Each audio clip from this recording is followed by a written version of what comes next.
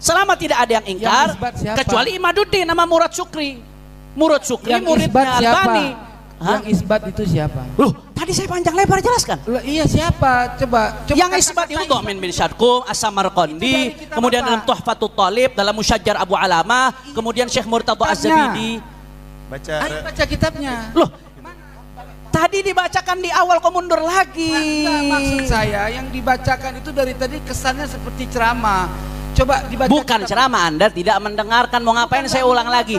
Saya saran Anda buka risalah saya yang sudah saya tulis atau rekaman yang saya sampaikan di BTV. Saya ingin antum membuka kitab. Kita kan kajian ini. Iya. Ayo kita jujur fair aja. Ya saya kasih contoh yang punya Robit. Tapi antum boleh. Baca 3 jajar, dia 3 jajar biar fair. Ya. Santai Kiai, tenang.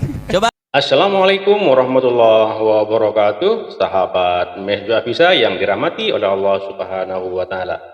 Pada kesempatan kali ini saya mau berbagi debat yang sangat seru antara Tengku Qori dan Habib Hanif tentang masalah nasab Alawi ini ya. Jadi ini ada Tengku Qori, ada Habib Hanif dan yang lainnya ya, dan juga Ustadz siapa yang lagi ini Ustadz pokoknya ini ya teman-teman. Yuk seperti apa perdebatannya, langsung saja menuju ke videonya. Let's go. Tidak ada yang menafikan dan ada ulama nasab lain yang isbat nasabah ya, saya bicara nasabah. Selama tidak menafikan dan ada nasabah yang mengisbat, maka itu sudah diterima. Dan ini wahadhil qaidah, kata beliau, a'ni babu qabuli riwayati amudin nasab wa wathiqatihi wa iqrariha muttaridatun inda ulama al-Islam. Jadi ini muttaridah nih. Qabul riwayat amudin nasab itu muttaridah inda ulama al-Islam. Wal amal 'alaiha fi qabuli riwayah wal wathiqah minal mutaqaddimin wal mutaakhirin. Jadi itu diamalkan oleh ulama mutaqaddimin, mutaakhirin. Qala malam yunkir alimun min ulama nasab. Selama tidak ada satu ulama nasab pun yang ingkar. Sekarang saya mau tanya, siapa nasabah yang ingkar nasab Alawi? Tidak ada. Yang ada yang isbat. Saya sebutkan tadi berapa nama? Mulai dari nama-nama tadi saya sebutkan banyak sekali. Jadi nggak ada. Yang ingkar tidak ada. Selama tidak ada yang ingkar, kecuali Imaduddin nama Murad Syukri. Murad Syukri muridnya Albani. Yang isbat itu siapa? Loh, tadi saya panjang lebar jelaskan. Loh, iya siapa? Coba yang isbat itu Dhamin bin Syadqum, As-Samarqandi, kemudian dalam Tuhfatut Thalib, dalam Musyajjar Abu Alamah, kemudian Syekh Murtadha Az-Zabidi. Baca kitabnya. Loh, tadi dibacakan di awal, kok mundur lagi? Maksud saya yang dibacakan itu dari tadi kesannya seperti ceramah. Coba dibaca. Bukan ceramah, Anda tidak mendengarkan. Mau ngapain saya ulang lagi? Saya saran Anda buka risalah saya yang sudah saya tulis atau rekaman yang saya sampaikan di BTV. Saya ingin antum membuka kitab. Kita kan kajian ini. Iya. Ayo kita jujur fair aja. Ya saya kasih contoh yang punya Robit. Tapi antum boleh. Baca 3 jajar, dia 3 jajar biar fair. Ya. Santai Ayo. Kiai, tenang. Coba. Musyajjar Abu Alamah. Nih saya kasih contoh di antaranya. Ya. Ini gambarnya dikutip oleh risalahnya Rabitatul Alawi. Rabitah sebenarnya udah ngejawab dan udah tuntas. Nah, Rabit Musyajjar Abu Alamah ini ulama abad ke-11. Tapi dalam ilmu nasab tidak disyaratkan harus sezaman karena di sistemnya verifikasi. Dan ini yang saya baca panjang lebar, Anda nggak ngerti berarti. Inilah yang belum kita sepakat, Tuan. Jadi antum pertama membeberkan kitab yang tidak sezaman dengan keberadaan Ubaidillah, ya kan? Sementara pada konsep ini kita memahami bahwa untuk terverifikasinya seorang yang bernama Ubaidillah harus ada ulama sezaman. Iya, kitab yang sezaman itu. Nah, syarat itu dari mana? Ulama nasab mana yang menyebutkan? Baik. Gak ada ulama nasab menyebutkan syarat itu. Jangan bilang gak ada. Terus riwayatul amud ini semuanya Al-Kafil Muntakhab. Ya, saya baca. Dibaca. Sebentar, sabar. Ya. Ini bahas berdasarkan istiqra tadi. Santai. Sabar, Tuan. Ya, Tengku, dibaca silahkan. Oke.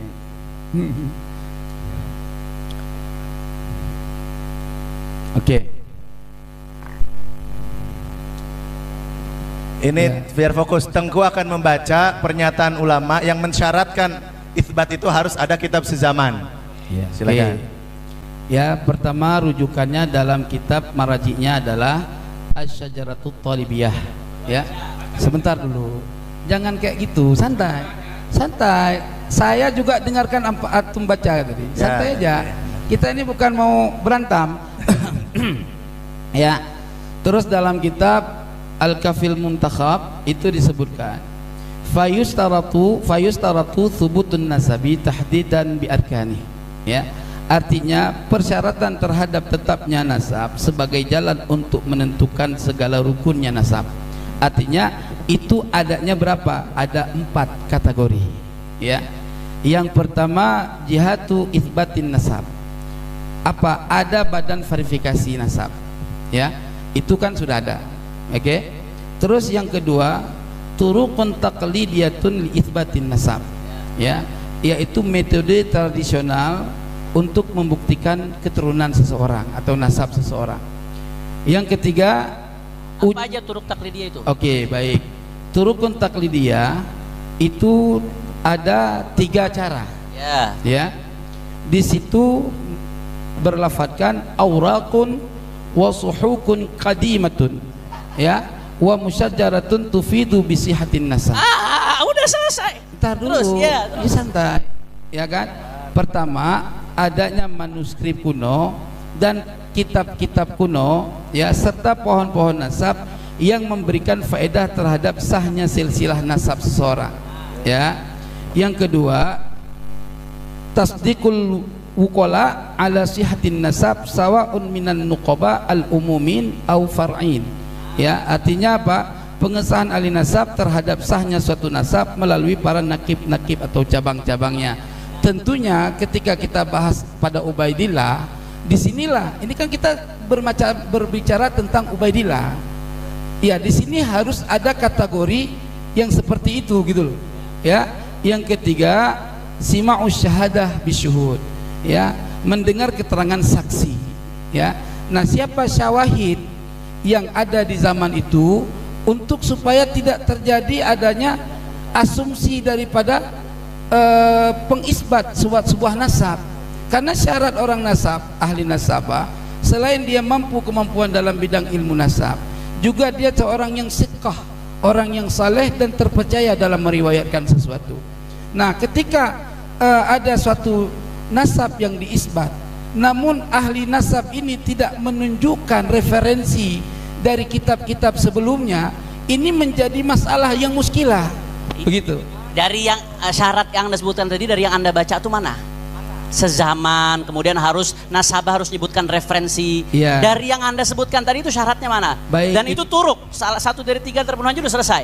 Baik. Ayo, itu Anda jangan masuk, ngarang, nambah, terjemah yang betul. santai. Ya. Itu masuk dalam kategori at-tawatur, pembahasan dalam syarat selanjutnya, yaitu at-tawatur, asy-syahadah, asy-syuhrah wal istifadah.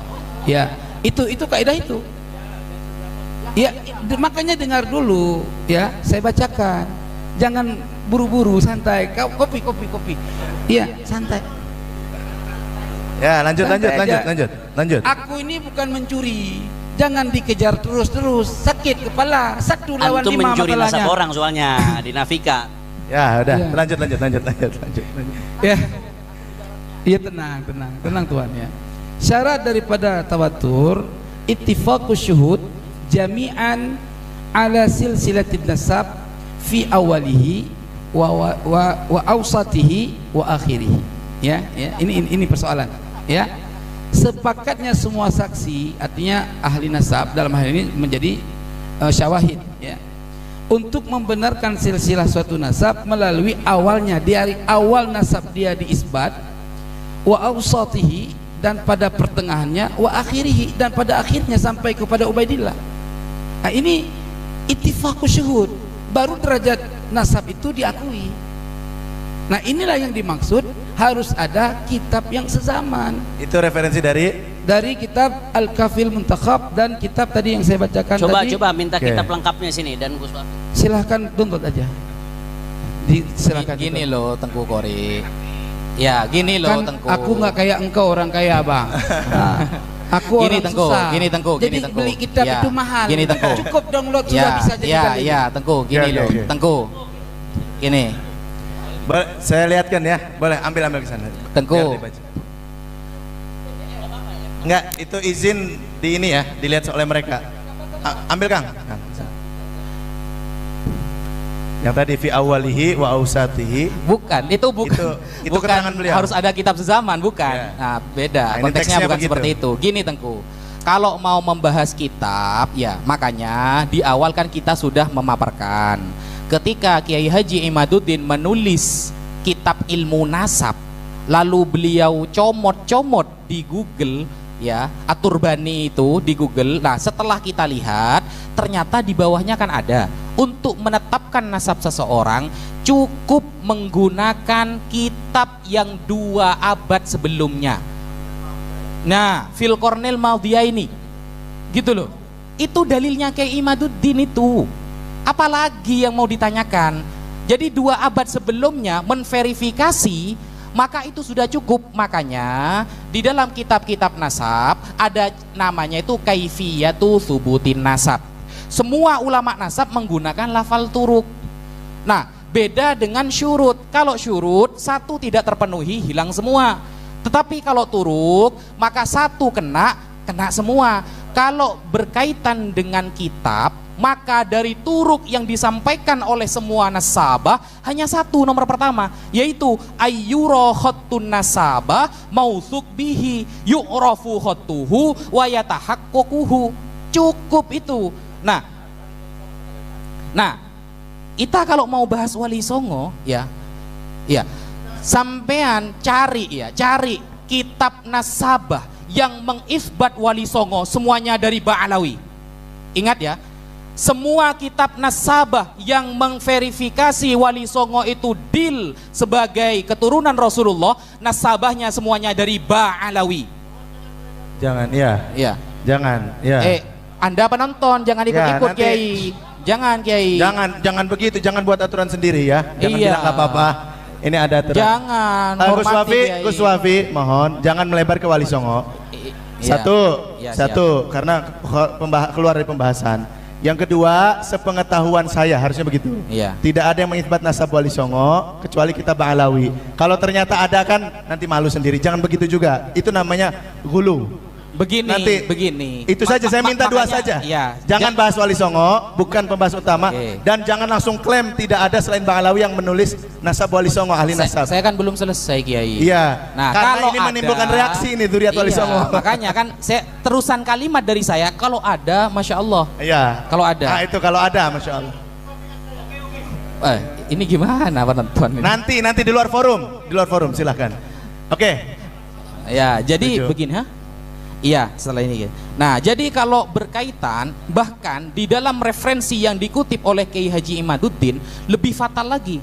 Kiai Imaduddin ketika mengutip Google, di bawahnya tidak beliau kutip, padahal di bawahnya tertulis ahadu khotin nasabah. Lebih spesifik lagi itu.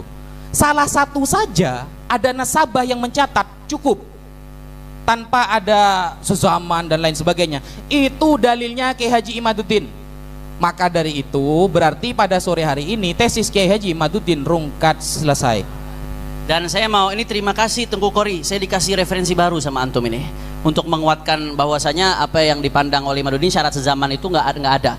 Di sini disebutkan Al-Kafi bahwasanya definisi tanqasim itu nasab, darajatu thubutin nasab wa tanqasim ila 4 darajat. Yang paling tinggi an-nasabus sahih. An-nasabus sahih itu huwa alladhi thabata bil bayyinati syar'iyyati sahihah bi syahadatis sama'i bil istifadah au khatti nasabatin thiqah au iqrar abin bi ibnin. Ini untuk nasab dekat. Walam yu'arad atau walam yu'arad minan nasabati bi bayyinatin aqwa. Jadi nggak ada syaratnya au itu takhir. Salah satu saja sudah cukup. Jadi ada khattun nasabah menjelaskan dari masa-masa itu ketersambungan nasab lalu udah selesai. Mereka sudah pakai metode verifikasi, tidak ada syarat sezaman. Loh, ini banyak. Tadi saya baca.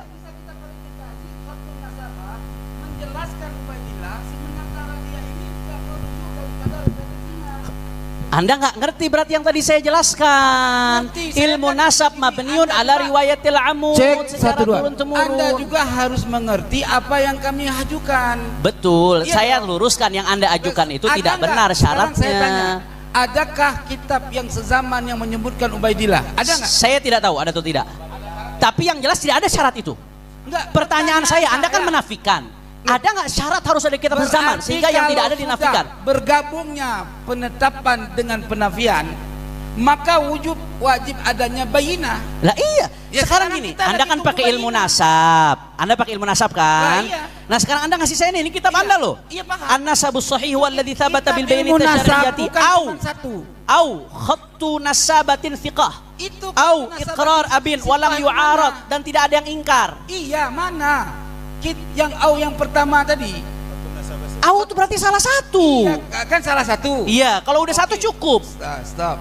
Yang salah satu itu adalah yang pertama itu secara manazil itu yang lebih didahulu. Mana ada? Au itu bukan tartib. Iya. Lo Anda belajar nahwu atau tidak? Au itu bukan tartib, fa tartib, summa tartib. Iya, Au paham. ini bukan tartib, li takhir, pilih salah satu. Takhir itu memilih. Iya. Oke. Ah. Ketika takhir dalam memilih, awal yang disebutkan dalam takhir itu juga menjadi verifikasi untuk dalil. Lah bagaimana sih? Terpilih satu terpilih sudah satu cukup. selesai. Iya. Oke, sekarang yang terpilih dari satu itu apa tadi? Khatun nasabatin thiqah. Khatun nasabah. Iya. Ayo. Ini. Loh, Saya baca dari tadi saya baca. semua rujukan itu ya tidak mempunyai data ke atasnya. Bagaimana menetapkan sesuatu yang tidak mempunyai Mana data syarat ke atas? harus kitab Kok sezaman? maksain Karena sampean? nasabah itu sistemnya sudah verifikasi Jangan ke atas. maksain. Tadi Ya udah. kita sepakat laulal isnad. Ya, kita sepakat Anda, tadi kamu. saya mau tanya sama kamu Tengku Kori. menuntut saya tadi dengan kata-kata Sajaratul Mubarakah. Dari Iya. mana sanatnya? Saya mau Saya tanya. taslim, mudah taslim. Iya. Sekarang Anda mudah nggak untuk taslim dalam menunjukkan kitab sanad yang sezaman? Saya mau tanya sama Tengku Kori, kitab Tar dulu. kitab nasab paling pertama itu tahun berapa? Kitab nasab paling pertama 100 Hijri. 195 Hijriah. Iya, terserah itu menurut Anda. Saya punya kitab yang 100 Hijri. Ya udah. Oke. Kemudian juga tahun 195 itu kitabnya kemudian kitabnya Ibnu Kalabi yang Mu'tamad 204 Hijriah. Nah, itu dari tahun 204 dari tahun 190 mereka itu ngambil nasab referensinya kitab apa sebelumnya? Nggak ada. Karena itu pakai riwayatul amud. Dan tradisi riwayatul amud ini verifikasi nasab dari zaman ke zaman terus diupdate kitab nasab ini terus berjalan. Makanya tidak ada Ada kitab yang syarat sezaman harus dengan sezaman. pengarang kitab itu, ya, yang juga tidak menyebutkan Ubaidillah sebagai anak Nabi Isa. Tidak menyebutkan, Artinya tidak menunjukkan kita- nafi. Oh, ntar dulu, tidak menemukan, tidak tidak ada, tidak menyebutkan, bukan berarti tidak ada betul, tapi hukumnya majhul. Saya mau tanya, tadi Oke. saya sebutkan banyak kitab-kitab nasab yang menyebutkan. Boleh nggak nasabah mengithbat sebuah nasab kalau dia tidak betul-betul tahu itu tersambung? Nggak boleh. Nah tadi saya sebutkan tuh baik dari nasabah, dari tawarikh, dari sahabat, dari asanid. Sezaman dengan siapa yang dia sebutkan? Astagfirullahaladzim. Loh. Nasab ke atas tidak boleh diithbat kalau orang nggak tahu. Ya nggak bohong. Kalau memang tidak tersambung, mereka yang lebih tahu saat itu. Ya, buktikan. Mereka kenapa berani isbat? Buktikan pengetahuan tahunya dia terhadap Ubaidillah sebagai anak Ahmad bin Isa. Nah, nih, sekarang gini, tunjuk. lagi? Anda belum jawab pertanyaan saya. Sudah saya jawab. Apa Mana enggak? syarat ulama mensyaratkan harus kitab sezaman? Dan ini Kalau- udah saya oke. jelaskan teorinya. Kalau begitu- tidak ada syarat kitab Baik. sezaman. Kalau Ini Ibn begitu- Hajar al-Asqalani menerima satu nasab yang di atasnya ketika dicari ada nama yang nggak ketemu. Di Iya. sini dicontohkan 4 contoh. Saya nggak ada waktu buat memberikan satu persatu. Itu Syarat di- sezaman itu syarat di dari kitab siapa? Al-Kafil Mukhtasar. Kemudian nasabah ini apa Itu asal-asalan panjang ke semuanya bawahnya menyebutkan. dibahas. Panjang tuh. Ini dari ibarat pertama aja udah gugur. Terima kasih udah kasih saya tambahan referensi yang menguatkan kita. Jelas, kami sudah memahami bahwa tadi pertanyaan saya tidak jujur dijawab. Pertanyaannya salah diluruskan. Silakan Gus Rumel. Pertanyaan saya tidak jujur dijawab. Adakah kitab yang sezaman dengan Ubaidillah yang menyebutkan anaknya yang bernama Ubaidillah? Ya, Itu. tadi saya dengar sudah dijawab. Beliau mengatakan saya tidak tahu ada atau tidak kitab sezaman tadi ya. Tapi kata beliau, saya udah dijawab tuh, saya tidak tahu. Sekarang beliau tanya balik, mana ulama nasabah yang mensyaratkan harus ada kitab sezaman? Dijawab sama Tengku Muda Qori pakai kitab apa tadi? Al-Kafi. Ma'alimul Ansab, ya kan? Terus nah ibaratnya bagaimana? Boleh dibuktikan? Ya, sebentar. Ya. Jadi saya himpun dari ada kurang lebih 3 atau 4 kitab nasab. Dan semua semua kitab-kitab nasab itu pada akhirnya menjelaskan dawabit ilmu nasab. Oke. Ya. Langsung ibaratnya Sayyid boleh. Ya kayak ginilah yang adil kalau kita diskusi. Sampai Anda tahu aku kan sendiri ini, yang lain pada diam. Kiai, Tengku. Capek juga satu persatu kita bersilat. Sayyidina Husain jago juga silat. Tengku, gini Tengku. Biar tidak orang banyak. Biar tidak berkepanjangan Tengku, ya. Biar tidak berkepanjangan. Nasabah, para ulama nasab ketika mengatakan ada khotun nasabah, tidak ada ya. Ketika mengatakan khotun nasabah mausukun bihi, tidak ada terusan dari ibarat itu harus ada kitab sezaman. Dari tadi kita minta berapa menit yang lalu itu gak dibaca-baca. Oke. Sekarang beliau ada katanya nih.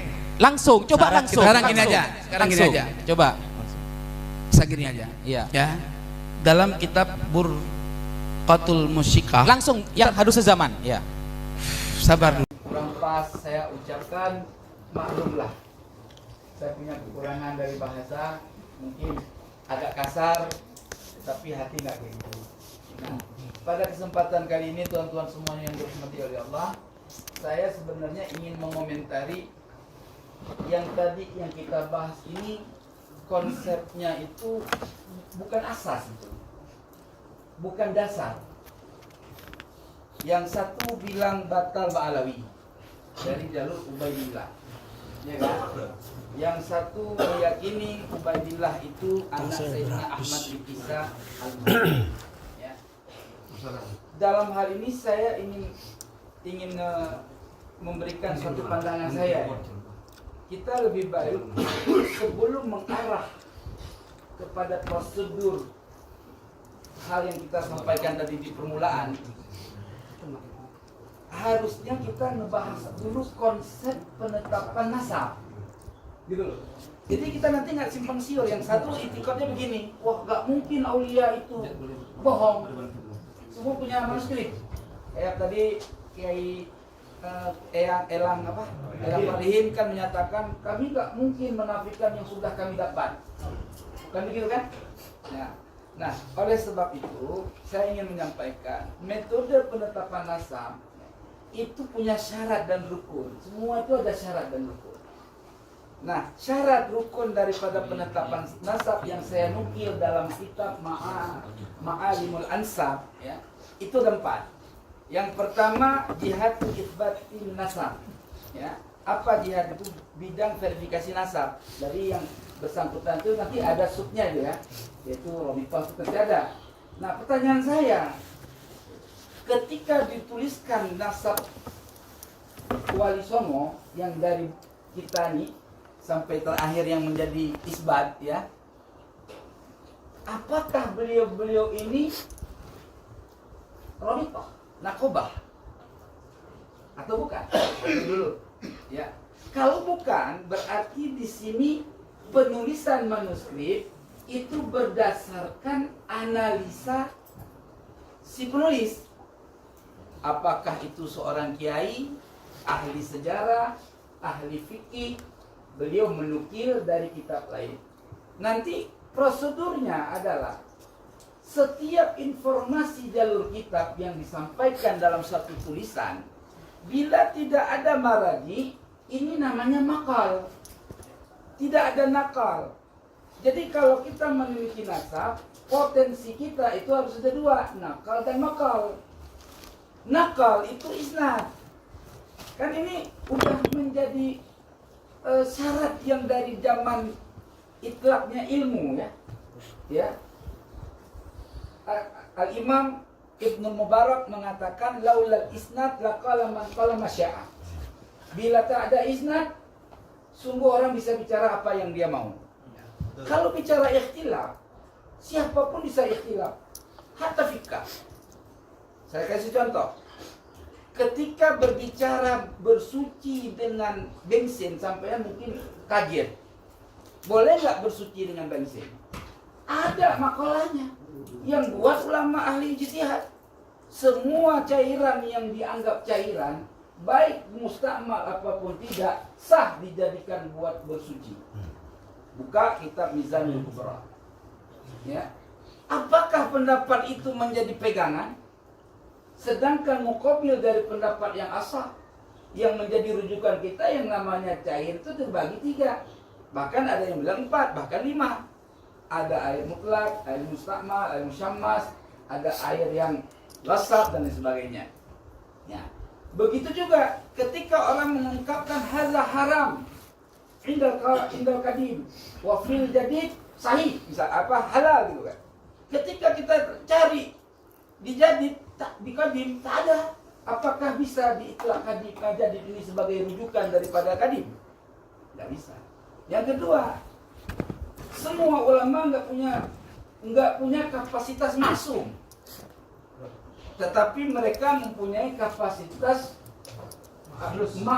mahfuz.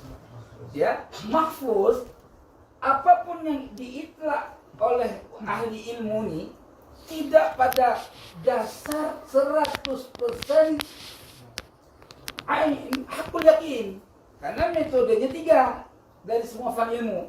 Ilmu yakin, ainul yakin, hakul yakin. Ada 4, tambah alhamdulillah. Apa satu lagi? Hakikatul yakin. Ya, terserah. Alhamdulillah. Tambah tuh, mantap. Ya? Kalau ada orang menolak Sayyidina Hasan wal Husain, ya, bukan anak cucu Nabi murtad. Karena itu sudah masuk mungkin paling atas tadi, hakikatul yakin. Itu murtad. Terus kalau orang menyatakan Ubaidillah bukan Ahmad, bukan anaknya Ahmad bin Isa, ya, itu masuk primer, gitu loh, masuk kepada jalur tawatur, ya, isbatnya ijma sukuti atau bukan ijma sukuti, yang intinya menolak beliau sebagai sadah daripada Rasul, paling rendahnya itu fasik, dalal, sesat, haram. Yang ketiga jalur kita ini jalur isbat. Isbat itu bisa saja hari ini kita isbat, dulu diisbat oleh ulama abad 9 Ba'alawi daripada Duriyah Ahmad bin Isa. Ternyata di kemudian tahun abad sekian, orang-orang yang meneliti menemukan ketidakvalidan nasab tersebut. Wajar terjadi diskusi semacam ini, ya. Karena ini mujaddid. Jadi kita tidak boleh juga, nggak bisa, harus ini, ya tak apa. Kalau mau kita berkiblat kepada Azmat Khan, Ubaidillah bin Ahmad bin Isa, tapi data primer, ini mohon maaf, ini saya bawa kitab supaya jelas. Kitab Al-Majdi, ya, tidak ditemukan nama Ubaidillah bin Ahmad. Silahkan buka. Abad berapa? Abad, sebentar Tuan kalau bicara abad. Abad kelima ini. 5, oke. Oke. Abad kelima. Ya, terus saya ini abad kedua, abad ketiga ini. Ini rujukan masadir semua kitab. Mulai dari jalur Sayyidina Hasan wal Husain sampai terakhir jalur Imam Ali Al-Waizi, ini di kitab ini rujukannya. Jadi bersambung. Jadi kitab 54 ini rujuknya ke sini, ya.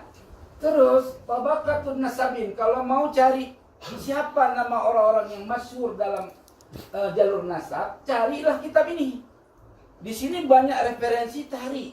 Saya udah download referensi sampai nggak pernah tidur 2 bulan ini malam-malam. Niat saya mau bela Ba'alawi, wallahi saya. Awalnya saya mau bela Ba'alawi. Apa pula nih Kiai Ahmad berani kali nafiin nasab orang. Betul ini. Akhirnya saya pelajari tahadus bin nikmat, berkat beliau saya dapat hidayah. Yang kedua, ini ada disebut kitab Ar-Raudhul Jali. Ar-Raudhul Jali itu tidak pernah mereferensikan dari mana dia mengisbat. Di sini tadi disebutkan wahada muttafaqun juga. Sebentar. Kasih waktu saya. Cari dulu lah. Ya kan? Nah, di sini kitab Al-Asili. Ya. Al-Asili abad ke-7 Hijri.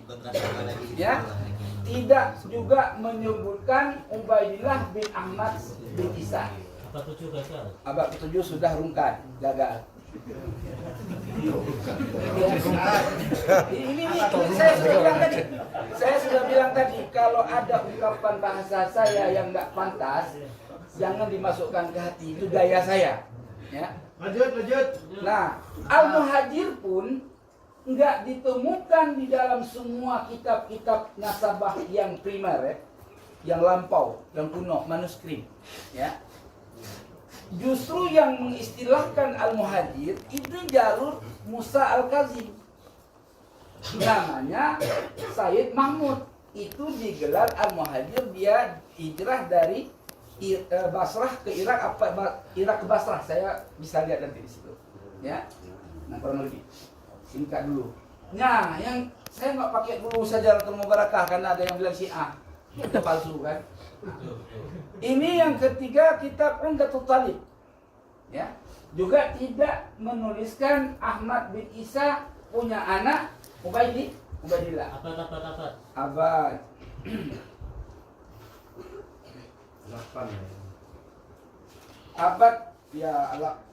lah. Abad 8, 78. 8 gagal. Gagal lagi baik. Nah, terus Al-Fakhri, ya. Abad ke-5 juga. Udah 2 abad ke-5. Ya. Tak ada. Nah, rujukan semua kitab sumber itu 2. Ya, yang tadi ya. Pertama, kitab yang agak lebih tua sedikit daripada Tahdzibul Ansab. Namanya Abnaul Imam. Ya. Abnaul Imam itu dituliskan ada Ubaidillah dengan nama Abdullah dan Ubaidillah. Cuman persoalannya gitu loh.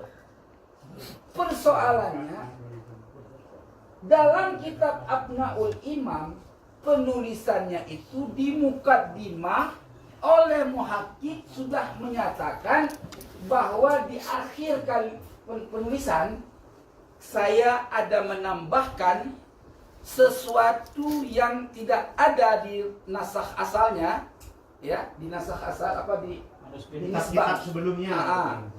Enggak di asal kitabnya. Ya naskah lah. Naskah kitab asalnya saya tambahkan sesuai dengan yang saya dapatkan dari taklik. Berarti dia abad ke-9 atau ke-10, takliknya ada yang dimasyhur di abad itu. Seharusnya kalau taklik itu ditaklik, ini namanya taklik yang mantap nih. Ini diambil dalam kitab ini. Ini diambil dalam kitab ini. Ini semua kitab-kitab ketika ditaklik itu semua fil umdah, fil tanzibul ansab, fil adab, fil adab gitu loh. Nah, itu baru layak. Nah, kitab yang paling rekomen ini Tahdzibul Ansab. Ini cuma satu anaknya. Satu saja anaknya, Sayyidina Abu Ja'far Muhammad, orang buta. Coba. Ini paling tua. Sebelum yang lain ini, makanya saya bilang rujukan dua yang tua. Ya. Abad keempat. Sama Abnaul Imam tadi. Namun Abnaul Imam sudah dirubah oleh muhakkik yang namanya Jamalul Lail. Gitu loh. Ada 3 muhakkik, yang terakhir 4, yaitu Jamalul Lail. Nah, sudah paham dulu? Nah, terakhir apa tadi? Asy-Syajaratul Mubarakah, karya Fakhrur Razi. Banyak yang menafikan ini karena sentimen. Padahal banyak kitab-kitab taklik semua mereferensikan Asy-Syajaratul Mubarakah. Terus ada yang bilang, kitab-kitab ini yang menyatakan Ahmad bin Isa tidak punya anak yang namanya Ubaidillah, rupanya orang Syiah semua. Gitu katanya. Tak apa. Kalau itu menjadi patokan, ilmiah itu nggak pandang mazhab. Imam Syafi'i mengambil ilmu daripada Abi Ja'far Ar-Razi. Kalau enggak, kita nggak usah pakai kunut hari ini. Dalil kunut dari Imam Ja'far Ar-Razi ahli tafsir, dia diklaim sebagai Syiah Rafidhi. Apa kata Imam Syafi'i? Kalau sekedar orang aku menjalankan kebenaran, mencintai Ahlul Bait, dikatakan Rafidi, maka aku Rafidi, kata Imam Syafi'i. Ya. Terus Bukhari buang ke laut kitab Bukhari. Kitab Bukhari berapa banyak musnidnya? Ya, gurunya Imam Bukhari mengambil riwayat dari ulama Syiah. Bahkan hari ini orang-orang Syiah mengambil Sahih Bukhari untuk menjatuhkan paham Sunni. Coba saya kasih bocoran. Orang Syiah tidak mengakui anaknya Sayyidina Rasulullah selain Sayyidah Fatimah. Zainab, Ruqayyah, Ummu Kulsum itu bukan anaknya Rasulullah, tetapi anaknya suami pertama daripada Sayyidah Khadijah.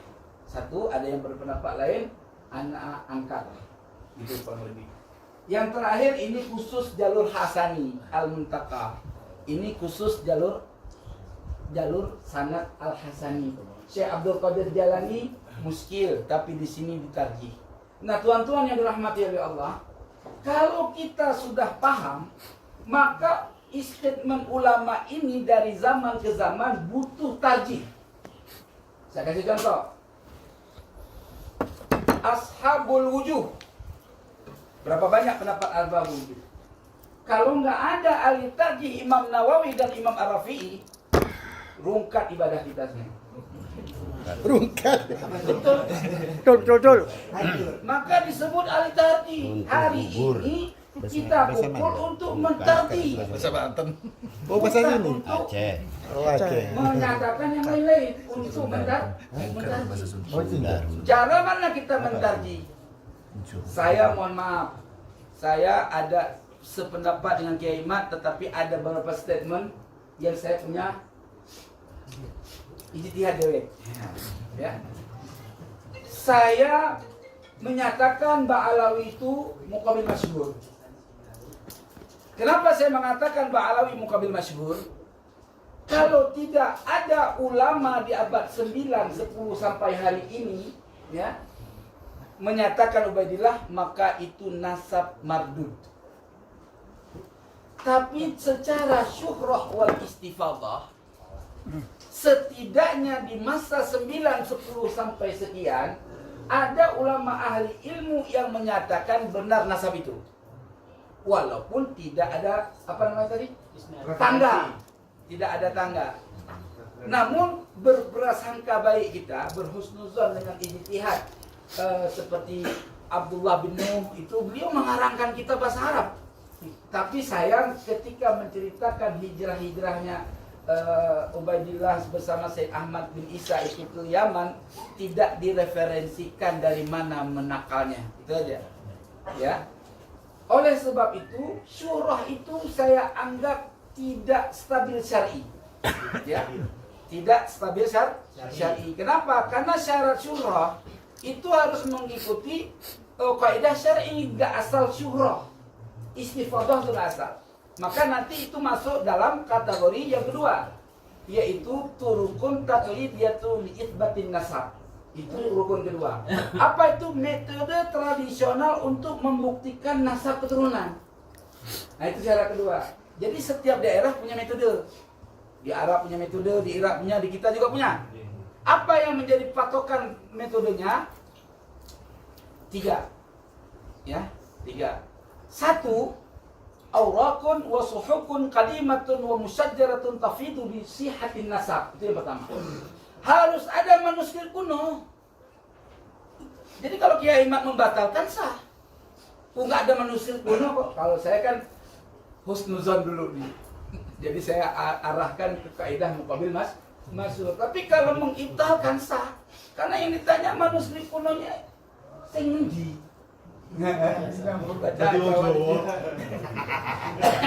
Lagi belajar Pak, kalau salah mohon maaf. Ya. Yang kedua, tasdiqul wuqala ala sihhatin nasab sawa'un min nuqaba al-umumin au far'ain. Jadi pengesahan ahli nasab terhadap sahnya suatu nasab melalui para nakib atau cabang nakib. Gitu loh. Ya, yang ketiga sima'u syahadah bisyuhud, mendengar keterangan saksi. Nih kayak tadi kan beliau punya saksi. Semuanya udah ada di Ba'alawi. Tapi satu yang nggak ada, apa pokok aurat, itu nggak ada. Yang ditanyakan orang gini, Bapak mazhab Syafi'i? Syafi'i. Saya kasih tahu, mazhab Syafi'i yang punya apa namanya risalahnya. Jadi kitab-kitab Syafi'iyah itu punya sanad. Ya, kalau dia nggak punya sanad, ya mengarang sendiri, ya itu Fathul Mu'in.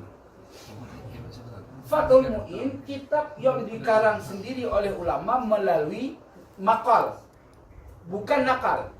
Sehingga Fathul Mu'in disarah lagi oleh Fathul Mu'in lagi. Ya, pertama Muhimmaduddin, jadi Fathul Mu'in baru disarah oleh Said Abu Bakar Syadda. Habis sudah aneh itu. Tetapi kalau antum buka kitab mulai daripada kaul jadidnya Imam Syafi'i itu semua sampai Minhajut Thalibin, ya, Al-Muharrar, itu semua punya rentetan sampai kepada kitab induk. Ini yang disebut nakal wal makal. Nah itu tuan-tuan. Maka oleh sebab itu, marilah kita bijak untuk membahas ilmiah. Tadi kita semua saya perhatikan, nggak ada ilmiahnya tadi. Nggak ada. Yang satu nyap-nyap apa gitu bahasanya ya. Wah Yahudi, saya belum berani situ. Ya, tapi ya itu masing-masing punya kapasitas. Berbeda boleh, tapi tetap kopi bareng ya kan? Ya. Yang lain nggak bawa laptop, ini 2 laptop. Makanya kan saya sudah siap ya, bagaimana? Saya datang ke sini bawa semua. Saya datang ke sini serius loh. Masya Allah. Serius banget. Tanya sama saya ini, jam berapa sampai? Masya Allah. Jam 4 nggak tidur. Saya yang ada proyektor lain. Ada proyektor nama. Nah, saya punya manuskrip kuno juga. Saya tapi nggak saya fotokopi. Untuk menerangkan kepada jalur Ba'alawi, mohon maaf tuan, tidak punya tangga. Az-Zuhri pernah memberikan satu khobar kepada seseorang, orang tersebut namanya saya lupa. Dia bertanya kepada Zuhri, wahai Zuhri, apakah kamu memberikan khabar kepadaku dengan bersanad? Apa jawab Imam Zuhri? Mungkinkah anda naik ke atap tanpa tangga? Itu maksudnya apa? Gua nggak bakal ngasih lu kalau kagak ada sanad gitu. Nah ini penting buat kita. Bukan kita mau menafikan keilmuan Abdullah bin Alwi Al-Haddad. Naudillah. Kalau bicara kasyaf, ya kalau boleh bicara kasyaf, saya juga bisa mengasumsikan kasyaf. Apa kasyafnya? Abdullah bin Alwi Al-Haddad, As-Sakran, semua segala macam Ba'alawi itu udah didebat sama Wali Songo di dalam Alam Arwah. Kalau bicara kasyaf, buktinya anak keturunannya bangkit, Ba'alawi nggak bisa jawab. Om diundang aku datang. Maka saya minta sama tuan-tuan ini semua, ayolah kita nggak usah bicara pribadi.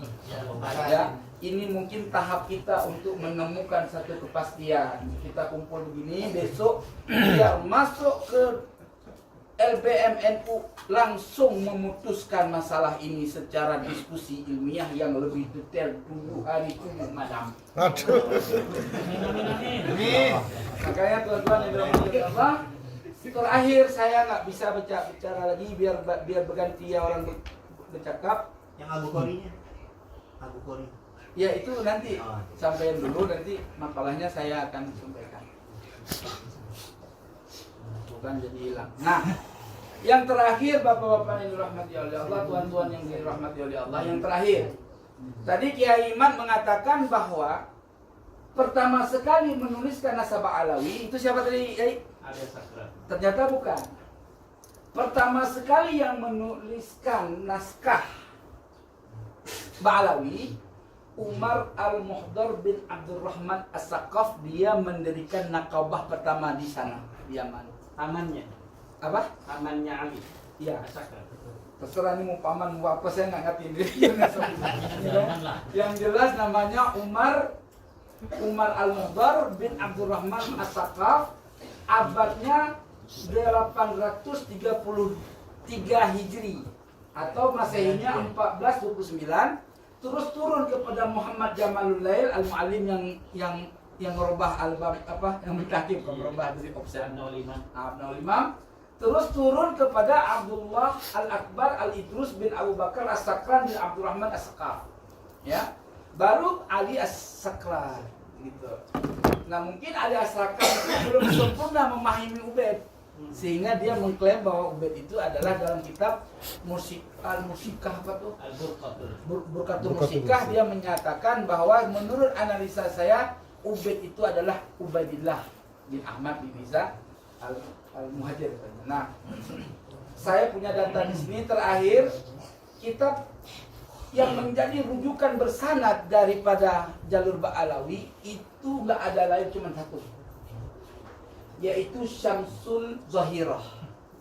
Jadi kitab Syamsul Zahirah itu dituliskan oleh orang 3 dan kemudian dilanjutkan oleh yang dari datang ke Aceh terus tinggal hijrah di Palembang. Nah, singkat cerita itu, adapun manuskrip yang dimiliki oleh teman-teman, oleh saudaraku yang ada di keluarga Sultan Gunung Jati, Sunan Gunung Jati, dengan mengklaim kepada Ba'alawi, monggo silahkan, tetapi secara ilmiah Anda senasib dengan Ba'alawi. Tapi kalau tidak, ya mari kita cross check dengan ilmiah ke jalur manakah Gunung Jati ini masuk. Karena ini yang menjadi masalah, kita yakin dan sepakat ulama bahwa Wali Songo itu adalah zuriyah Rasul, betul? Betul. Cuman dari mana nanti jalannya? Ya seperti kakek saya ulas sedikit ya, boleh ya? Sedikit, cuma 5 menit lagi, nggak lama.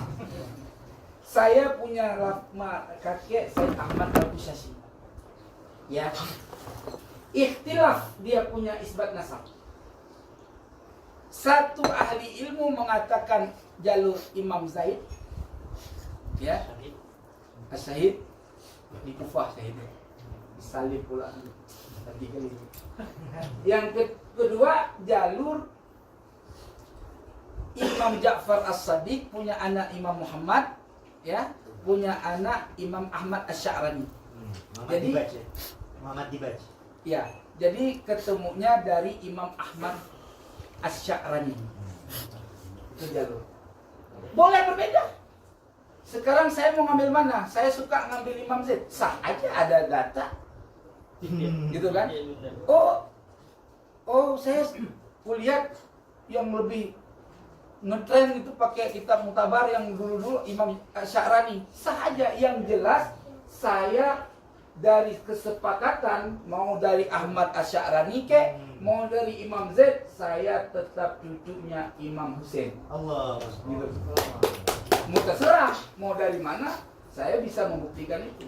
Nah, kalau Ba'alawi diklaim Ubaidillah rungkat, tapi ada jalur lain yang mantap, yang sah sanadnya, monggo kayak Kiai Hanan menyatakan dari Bani Hadid. Ya, khusus bentar. Khusus Al-Haddad, saya tidak berbicara yang lain. Enggak, terserah. Kalaupun nggak bicara yang lain, yang Al-Haddad itu dianggap Abdullah bin Ali Al-Haddad, Mangga Al-Haddad, yang masuk ke jalur itu, ya kan?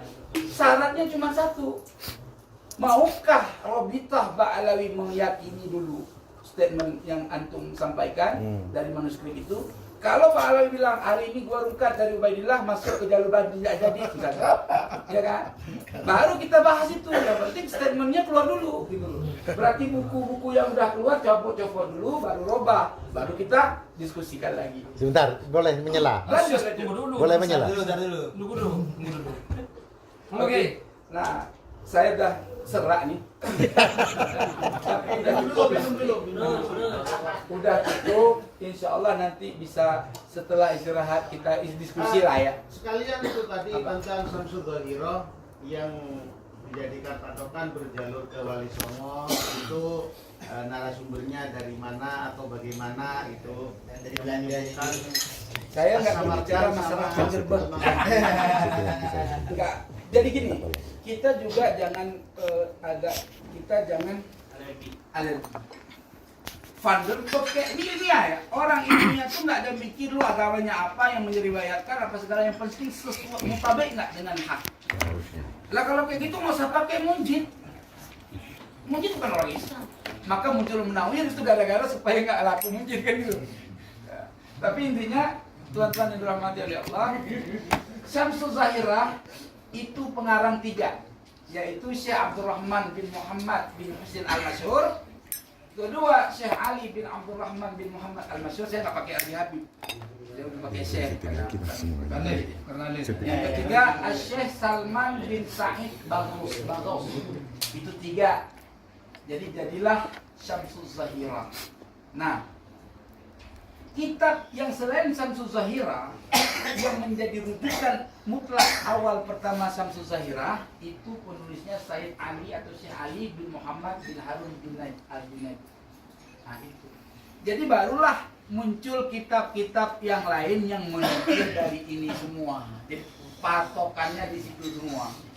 Jadi Syamsul Zahirah jilidnya banyak, lebih banyak dari kitab-kitab lain. Kalau buat salah saya 17 jilid. Itu karena dituliskan berkesinambungan.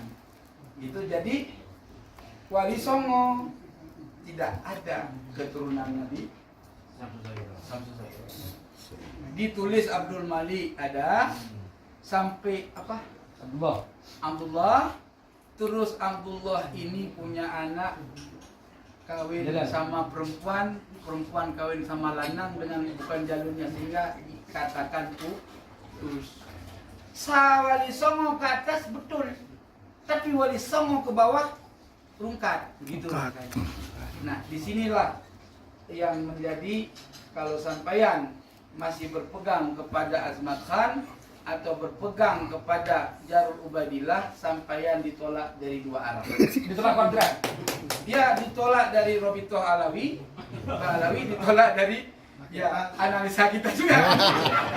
Demikian yang dapat saya sampaikan. Wallahul muwaffiq ila aqwamit thoriq. Al-'afwu minkum. Wassalamualaikum warahmatullahi wabarakatuh. Pimpinan sekitar 1 menit setengah aja. Pimpinan minta waktu 1 menit. Ya, karena mumpung nyambung biar nanti saya tidak disalahpahami ini nih. Luar biasa pemaparannya. Mohon izin Kiai. Ya. Kami jauh-jauh dari Madura, aslinya capek luar biasa. Tetapi saya merasa berbahagia ada di sebuah pesantren yang legendaris dan merupakan sebentar. Mudah-mudahan kami dari Madura ini mendapat tabaruk. Amin. Saya sebetulnya di dalam kapasitas menyediakan Banser. Sehingga saya Banser. Pertama, artinya Mbah Sunan Gunung Jati mau dianggap Abdomat Khan, mau dianggap apapun, dia tetap nyambung kepada Rasulullah Sallallahu Alaihi Wasallam. Kalau mau menyambungkan lewat Abdomat Khan, maka dia tetap tersambung kepada Rasulullah, tapi lewat versi saya, begitu. Artinya tidak ada celah untuk menafikan Mbah Kanjeng Sunan Gunung Jati. Tetapi kan yang kita sepakati bukan sepakati, mohon maaf. Tetapi dari yang dibahas ini kemungkinan kecil bahwa Kanjeng Sunan Gunung Jati itu adalah berjarul kepada Abdomat Khan. Karena kami juga punya manuskripnya, walaupun kami adalah anak sampingan lah. Karena dari perempuan ya. Tetapi kami juga punya manuskripnya lengkap dengan istri-istrinya. Tetapi memang belum kami buka ya. Nanti bisa konsul secara pribadi. Saya seperti yang saya katakan tadi, sebagai Banser, walaupun sudah dikanter oleh Yang Mulia Abuya Kiai Imaduddin, langsung dijawab saya langsung. Dibatalkan manuskrip saya dibatalkan oleh Abuya Kiai Imaduddin dengan Bahrul Ansar di abad ke-9. Tetapi saya sudah memberikan pesanan online kepada beliau. Begini, kenapa jalur saya dibatalkan? Karena ketika itu sudah ada semacam konsensus.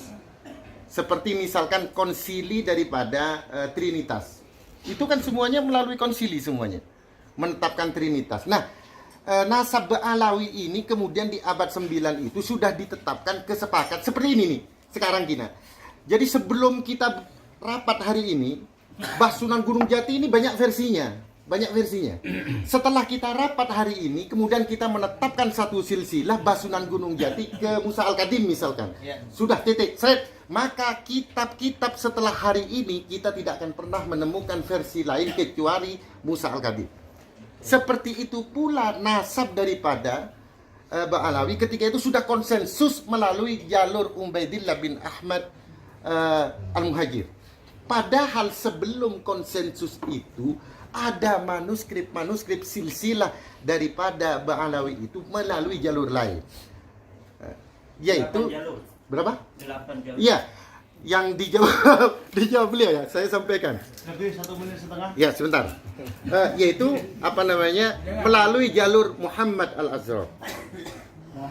Tetapi kemudian dibatalkan oleh Kiai Imaduddin. Karena Kiai Imaduddin ini kealimannya luar biasa, ya saya diam aja, tidak mampu menjawab akhirnya. Tetapi kalau ketemu pelukan ya. Ya, tetapi saya menyediakan ban serep khusus Wali Songo. Artinya Wali Songo ini mau dijalurkan kemanapun tidak bisa menafikan jalur Wali Songo. Misalkan suatu saat konsensus yang ada hari ini sepakat karena kebanyakan mendukung Ad-Domathon, ya maka ada ban serepnya. Tetapi walaupun agak lemah karena dibahas oleh Kiai Imaduddin tentang apa, mau tidak mau Kiai Imaduddin harus menyentuh juga Ba'alawi karena ketika membahas Sunan Gunung Jati nanti juga akan ke Ba'alawi. Saya kira tanpa mengurangi rasa hormat hanya menjelaskan itu. Terima kasih kami dari keluarga dari Madura, mohon barokahnya semuanya, mudah-mudahan nanti nyampe ke Madura dalam keadaan selamat. Amin. Jazakumullah ahsanul jazak. Assalamualaikum. Kita hadir di Pondok Pesantren Mambaut Thayyibah dalam rangka di sini judulnya seminar bedah tesis terputusnya nasab Habaib Ba'alawi oleh saya. Sebenarnya bapak-bapak kan sudah baca, sudah sering juga di YouTube bahwa klan keluarga Ba'alawi yang ada di Yaman, Hadramaut, yang pada tahun 1800 sampai 1900 pindah ke Indonesia, mengaku dirinya sebagai keturunan daripada Kanjeng Nabi Muhammad Sallallahu Alaihi Wasallam. Dari mulai mereka datang mengaku, ini tidak ada interupsi dari kiai-kiai Indonesia, dihusnudzoni saja bahwa mereka ngaku turunan Nabi. Yo monggo kita husnudzon saja mereka turunan Nabi. Tapi ketika akhir-akhirnya ada hal-hal yang aneh dari keluarga mereka, di mana ada sebuah jauh panggang daripada api dari pengakuan mereka sebagai keturunan Kanjeng Nabi dengan akhlak-akhlak yang ditunjukkan, dengan doktrin-doktrin yang ditampilkan. Ada yang ngaku lagi ceramah sebagai saya ini cucunya Rasulullah, dalam tubuh saya mengalir darahnya Rasulullah. Ada lagi yang menghina-hina ulama. Ada lagi penceramah mereka mengatakan, kiai, kalau kiai ini menikahi Habibah perempuan mereka, maka itu kiai tae. Nah ini naudzubillahimin. Ada lagi yang ngomong, kalau umpamanya ini pengasuh pesantren Ba'alawi ini yang ngomong, kalau kiai sudah pintar, santri sudah pintar ngaji, jangan sampai merasa dirinya ini sama dengan kabaib.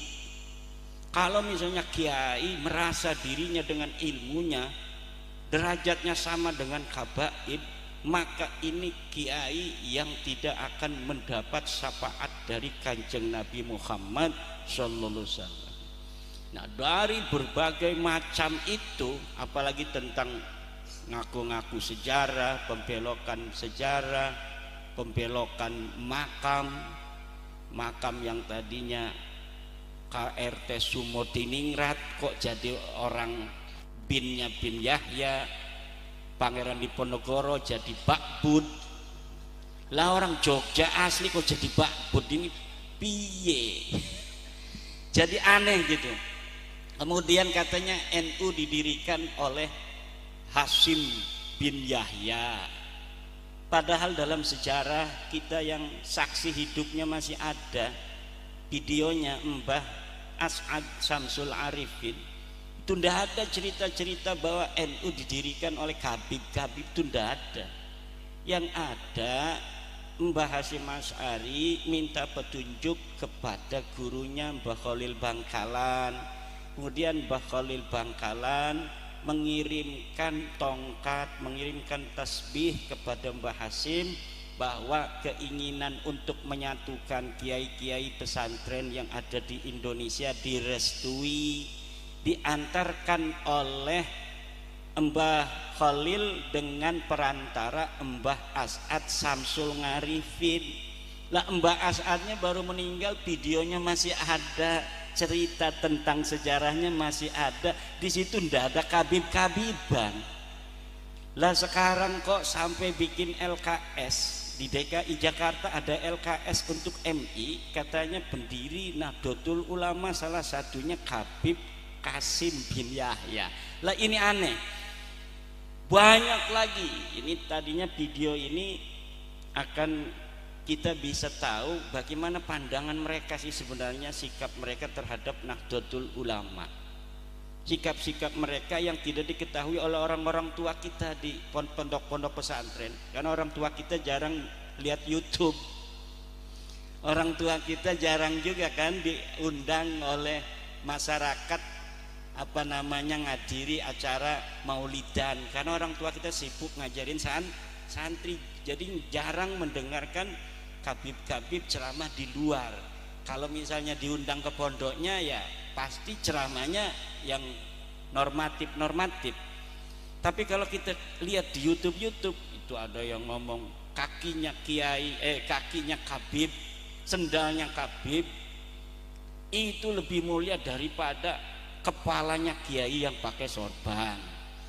Inilah bapak-bapak yang membuat saya itu jadi kok kayaknya bukan cucu Nabi dah yang begini, nggak bakal cucu Nabi begini.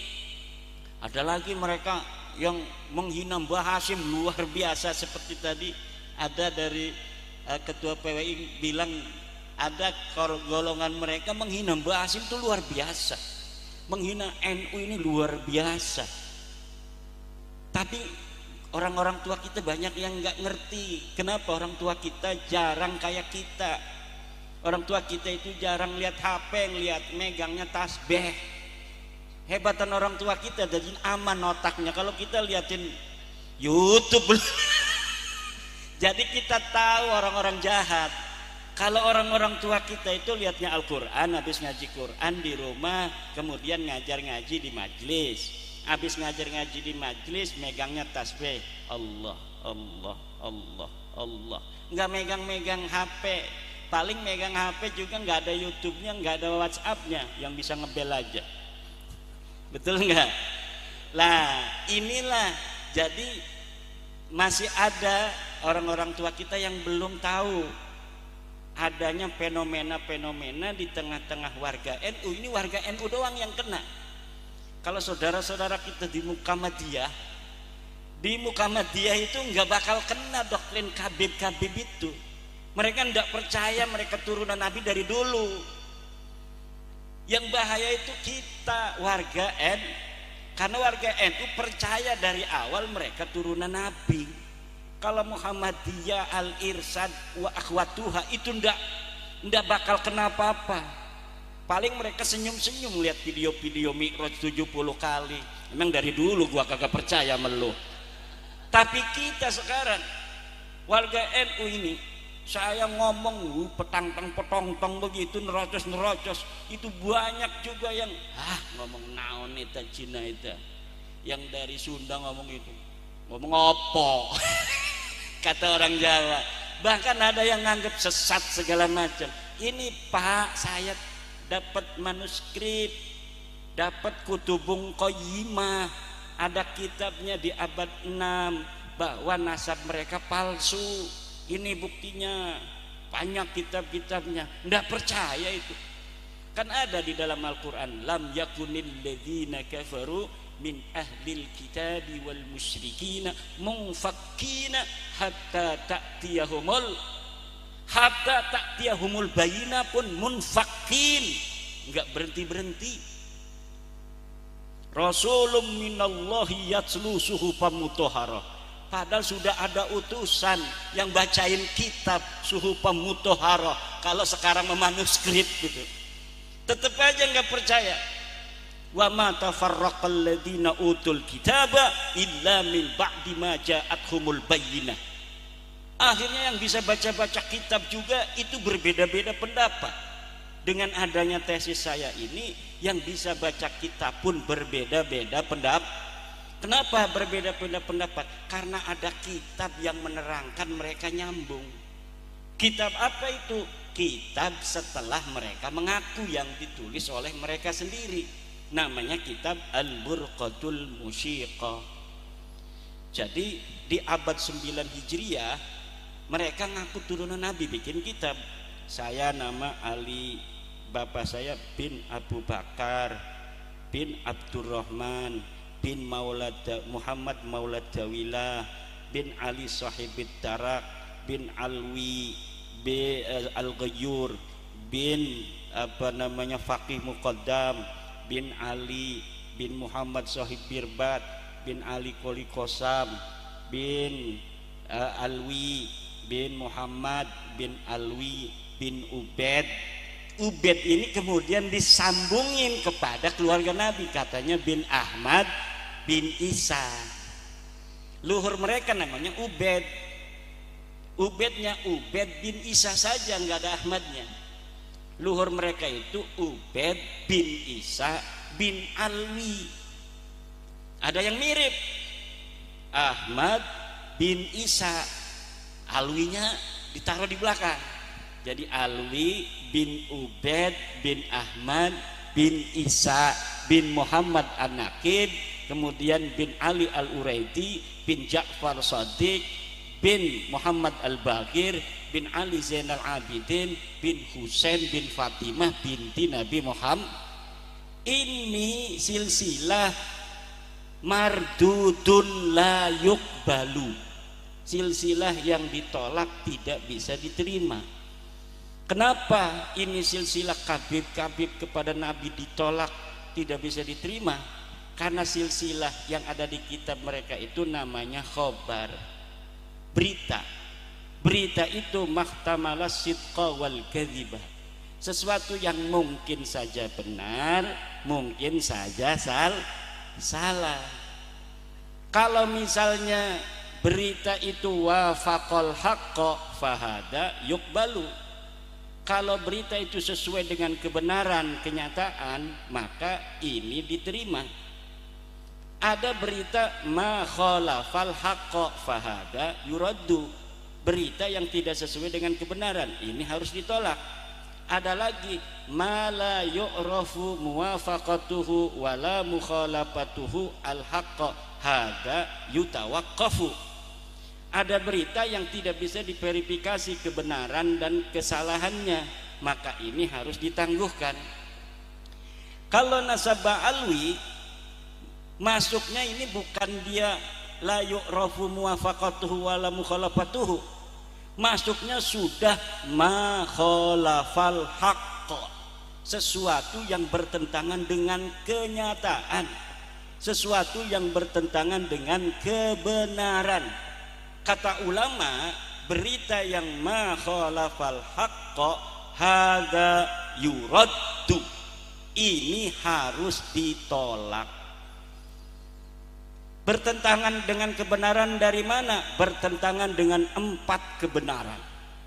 Kebenaran pertama, Nasab wa alwi bertentangan dengan kebenaran, kesimpulan ilmiah, kajian, pustaka, kitab-kitab nasab dari abad ke-4 sampai abad 9. Bertentangan semua. Kan ini Ahmad bin Isa yang dicangkok ini adanya di abad ke-4 Hijriah. Adanya di abad 4 Hijriah. Dia hidup abad ke-3, meninggal abad ke-4.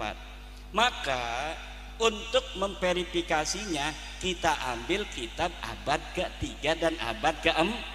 Kitabnya ada. Kitab sejarah-sejarah Ahmad bin Isa, anaknya berapa ada. Abad ke-3, ke-4, ke-5, ke-6, ke-7, ke-8, ke-9.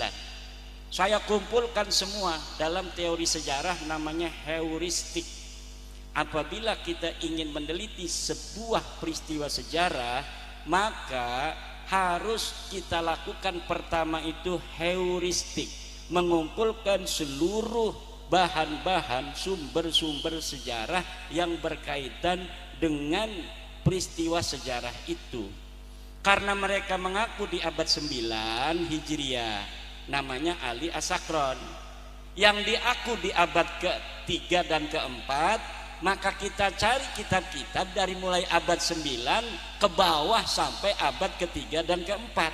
Saya menemukan kitabnya, ada dalam kitab nasab Siri Silsilatul Alawiyah, kemudian kitab Tahdibul Ansab, kemudian kitab Al-Majdi, kemudian kitab Muntaqilatut Talibiyah, kemudian kitab As-Syajarah Al-Mubarakah, kemudian kitab Al-Asili, kemudian kitab As-Sabatul Musan, kemudian kitab Ibnu Inabah, kemudian kitab An-Nabhah Al-Ambariyah. Itu kitab-kitab nasab. Kemudian kitab-kitab sejarah, kita cari juga sejak abad ke-3 apakah sudah ada kitab sejarah yang ditulis. Di situ ada Sirah Ibnu Hisham, di situ ada kitab Tarikh Baghdad, ada yang di Yaman namanya Musallam Al-Lahaji di abad ke-5. Di Yaman juga ada Ibnu Samurah, namanya kitab Tabaqatu Fuqaha'il Yaman. Ada kitab Al-Janadi, ada kitab Al-Iklil, ada kitab Al-Kamil fit Tarikh dan lain sebagainya. Semuanya saya baca, saya cari. Ini seorang namanya Ubaid yang ngaku anak Ahmad bin Isa. Apa bener dia anaknya Ahmad bin Isa? Boro-boro menemukan dia anaknya Ahmad bin Isa, uang-uangnya bae laka, uang yang orono, sosoknya ini tidak ada. Bagaimana bisa menemukan kesimpulan sosoknya tidak ada? Karena dia mengaku adanya di Yaman pada abad ke-4. Kalau ngakunya di Yaman abad ke-4, abad ke-4 kelimanya sudah ada kitab yang menerangkan tentang fuqaha Yaman, namanya Ibnu Samurah Al-Ja'di. Kata kitab Ba'lawi, ini Ubaid ini imaman mujtahidan, ulama besar yang jadi mujtahid. Lah kalau misalnya mujtahid masuk dong dalam kitab Tabaqat Fuqaha'il Yaman. Silakan cari bapak-bapak di internet. Truk Tabaqat Fuqaha'il Yaman abad ke-5 Ibnu Samurah Al-Ja'di. Nggak ada itu sosok Ubaid itu. Kemudian katanya dia punya cucu namanya Muhammad Shahib Mirbat. Pada abad ke-7 meninggalnya. Kita cari tuh di Mirbat itu ada ulama-ulama besar yang bareng dengan beliau, namanya Muhammad Ali Al-Qal'i. Sama-sama meninggalnya di abad itu. Kita ambil kitab sejarah yang menerangkan Mirbat, kita dapat kitab Al-Iklil yang menerangkan ulama-ulama di Mirbat, kita dapat kitab As-Suluk fi Tabaqatil Ulama'i wal Muluk yang nerangin ulama-ulama di Mirbat. Yang lain disebutin, Muhammad Shahid Mirbat ini tidak disebutin. Katanya dia gurunya guru, ulama di Mirbat semua muridnya dia. Tapi kenapa murid-muridnya ada, dianya kagak ada? Karena memang itu hanya nulis-nulis saja. Kayak sekarang, ini gurunya ini mendirikan NU, ini menjadi penentu tanggal kemerdekaan Indonesia. Peristiwanya nggak begitu.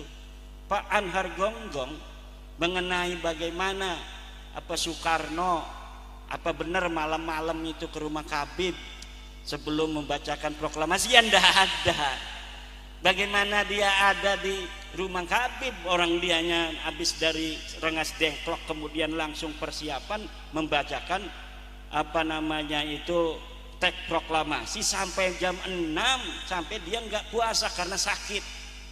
Ada beritanya, sejarahnya ditulis, dia sampai pagi nggak bisa tidur, salah lagi, dibuang lagi, salah lagi, ditemenin oleh orang banyak, dan dah ada peristiwa dia ke rumah Habib minta doa, minta restu untuk membacakan teks proklamasi. Tapi kan sekarang ditulis, banyak juga akhirnya yang percaya, dibikin juga YouTube-nya. Apalagi kalau yang ngomong orang besar, yang ngomong orang gede, ulama besar, waliullah, ya orang banyak percaya. Tapi qad tabayyana rusdu minal ghai, telah jelas yang baik dan yang buruk, telah jelas sekarang mana yang benar, mana yang salah. Nasab mereka tidak terverifikasi, nasab mereka bertentangan dengan kebenaran kitab-kitab nasab. Yang kedua, nasab mereka bertentangan dengan kebenaran tes DNA. Ini yang sulit dibantah ini, qot'i ini. Kalau tes DNA itu qot'i. Kalau kita datang ke dokter, Pak dokter, darah saya periksa, golongan darah saya apa? Ada yang O, ada yang A, ada yang B, ya kan? Ada yang AB. Itu ya karena mesin yang ngitung, kita sampelnya diambil, taruh mesin, seret, oh ini golongan darah O. Begitu juga tentang tes DNA, diambil sampelnya bisa dari rambut, bisa dari darah, bisa dari ludah. Nah, ludah ini sekarang ada dengan cara ludah, tidak menyakiti kan, kalau ludah tinggal begini bisa disampel di mesin kemudian kelihatan. Oh ini Kiai Nurholis dulu leluhurnya adanya di Jawa Tengah sampai leluhur ke 50. Nah, leluhur yang ke 51 ini adanya di Pakistan sampai leluhur yang ke 60. Leluhur yang ke 61 adanya di Mesir. Itu semua bisa kebaca, Pak, zaman sekarang ini. Dan mereka ini sudah tes DNA. Tes DNA-nya hasilnya mereka bukan keturunan Nabi. Dari haplogrup ada haplotype, ada haplogrup. Haplogrup itu dari Nabi Adam kemudian punya anak. Itu masih satu paling kan. Nanti kalau punya keturunan lebih banyak ada mutasi genetik. Nanti ada B, C, D gitu. Nanti kalau mutasi lagi keturunan Nabi Hud, Nabi Daud, Nabi Anu berbeda misalnya. Ini sudah ada G sampai sekarang ini belum berubah. Dia bukan turunan Nabi Ibrahim. Dia bersaudara di Nabi Nuh. G ini saudara di Nabi Nuh. Nanti Nabi Nuh punya keturunan. Ini haplogrupnya bermutasi dari IJK menjadi J1. Dari J1 sampai sekarang belum bermutasi Nabi Ibrahim. Nabi Ibrahim yang J1 sampai sekarang keturunan garis lakinya sama semua haplogrupnya. Jadi kalau keturunan Nabi Ibrahim itu garis laki-laki, dari sekarang ini sampai Nabi Ibrahim itu DNA-nya semuanya sama dengan Nabi Ibrahim. J1 merek haplogrupnya. Nabi Muhammad itu garis lurus lanangnya laki-laki kepada Nabi Ibrahim. Nah, setelah seluruh para sarip-sarip sayyid turunan Nabi yang ada di Timur Tengah itu dari berbagai klan itu diuji, banyak yang lulus, ribuan marga lulus jadi keluarga Nabi. Beberapa keluarga enggak lulus. Yang enggak lulus ini termasuk Ba'alwi, karena haplogrupnya Ba'alwi Kabib ini bukan J1 tapi G. Mana G itu? Bukan orang Arab, bukan turunan Nabi Ibrahim, tapi orang Kaukasus yang ada di Asia Tengah. Itu negeri di mana dulu Ya'juj Ma'juj jadi situ.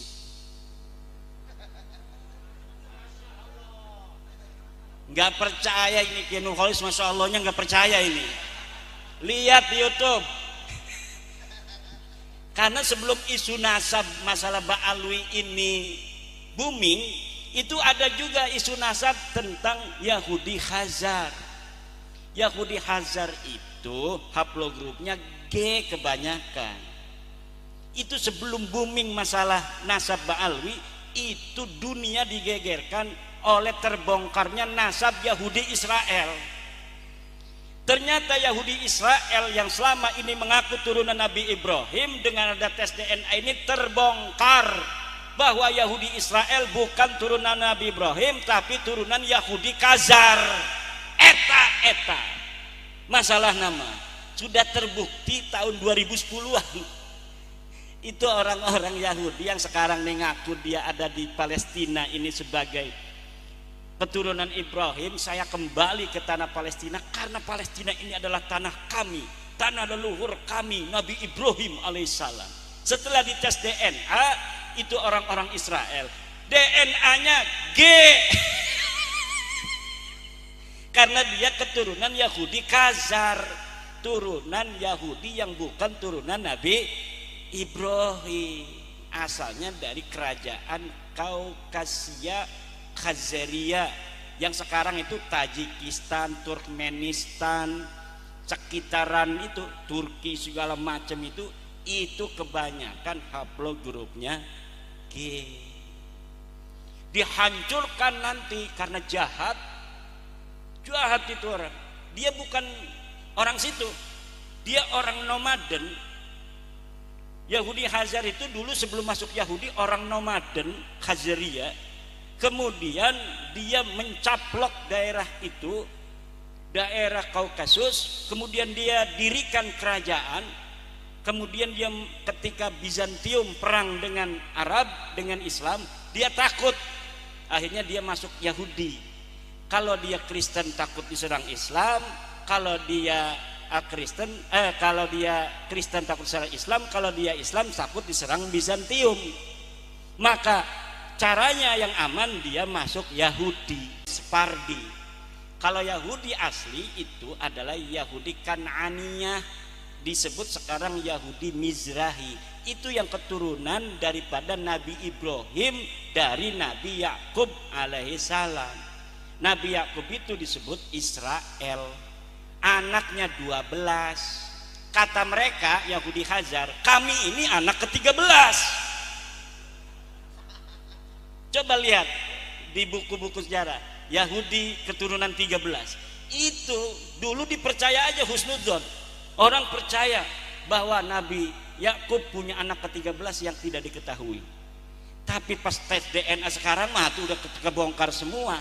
Lah itu terjadi 2010-an tuh di dunia pendidikan, di dunia ilmiah itu sudah ketahuan.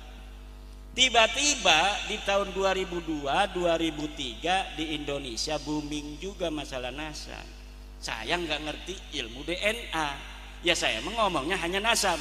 Tapi sekarang dari Badan Riset dan Inovasi Nasional kan sudah buka suara bahwa setelah diteliti dia masuk ke family tree DNA sudah didapatkan 180 orang kabib kabas. Mesin itu ya kak namanya mesin. Tes COVID itu banyak orang nggak percaya dulunya.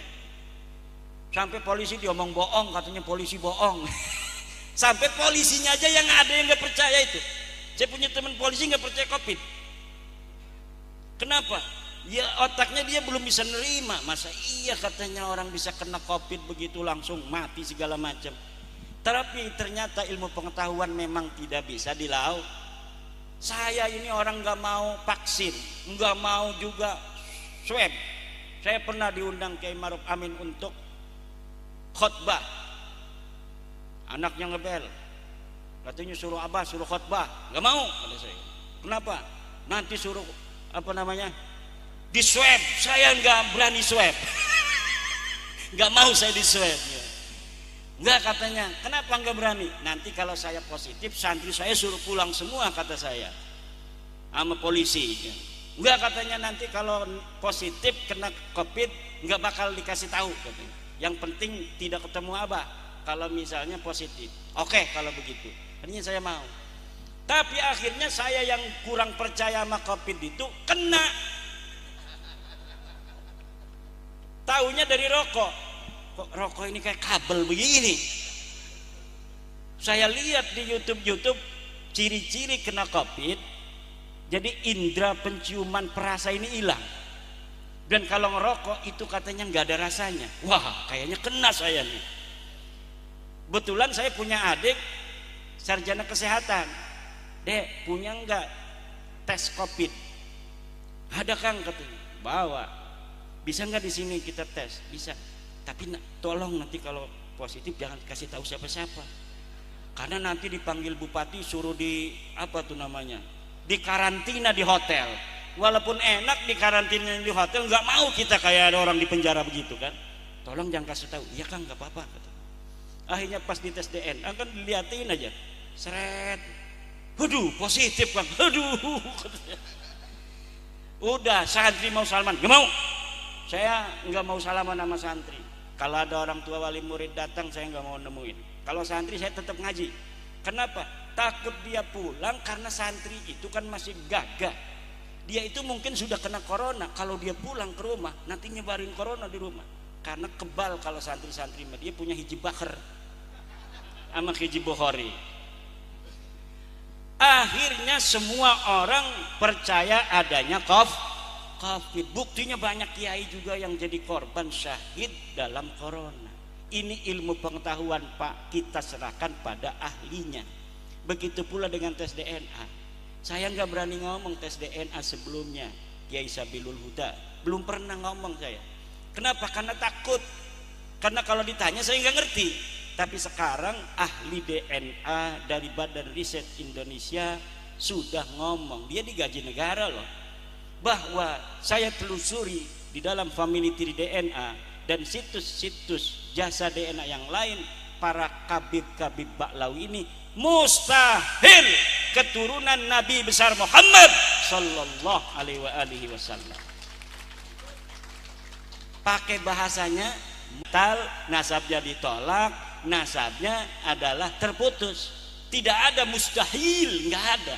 Tapi tes DNA berani itu para pakar-pakar DNA, karena mereka mah ilmu pengetahuan sains yang empiris yang dapat dibuktikan. Maka mereka berani ngomong bukan hanya batilun mardudun munqatiun, tapi mustahilun bi annahum min abna'i Rasulillahi Muhammadin sallallahu alaihi wasallam. Mustahil mereka itu cucu Nabi, anak turunan Kanjeng Nabi Muhammad sallallahu alaihi wasallam. Udah, kalau apa namanya itu tes DNA pakarnya udah ngomong, sebenarnya udah selesai. Tinggal mau nerima apa tidak, mau tobat apa. 550 tahun satu apa namanya Masehi, Nabi Isa lahir. Nabi Isa wafat 37 Masehi, umur 37 wafat menurut versi Kristen ini ya. Kemudian dia disebut oleh Paulus sebagai anaknya Allah, bin Allah. Itu berlangsung 550 tahun sampai 571 Masehi. Nabi Muhammad dilahirkan menjadi utusan untuk mengatakan bahwa Nabi Isa bukan anaknya Allah. Itu 550 tahun Pak. Sama dengan nasabnya Balwi ini. Mereka ngaku 895, sekarang 2024, 550 tahun kurang lebih. Hitung pakai kalkulator. Gak mungkin bisa kebohongan itu lebih dari 550 tahun. Kita bisa berbohong kepada beberapa orang dalam beberapa waktu, tapi kita tidak bisa berbohong kepada semua orang untuk selamanya.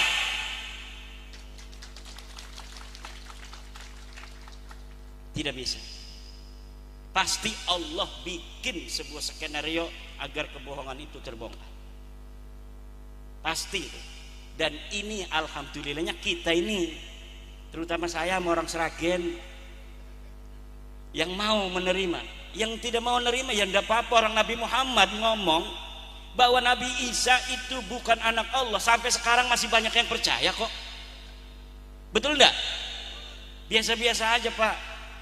Jadi kalau sekarang ini jangan kita berharap semua orang kemudian akan berpindah pengetahuannya, keyakinannya seperti kita. Jangan, masing-masing aja. Lakum dinukum waliyadin, jangan waladolin.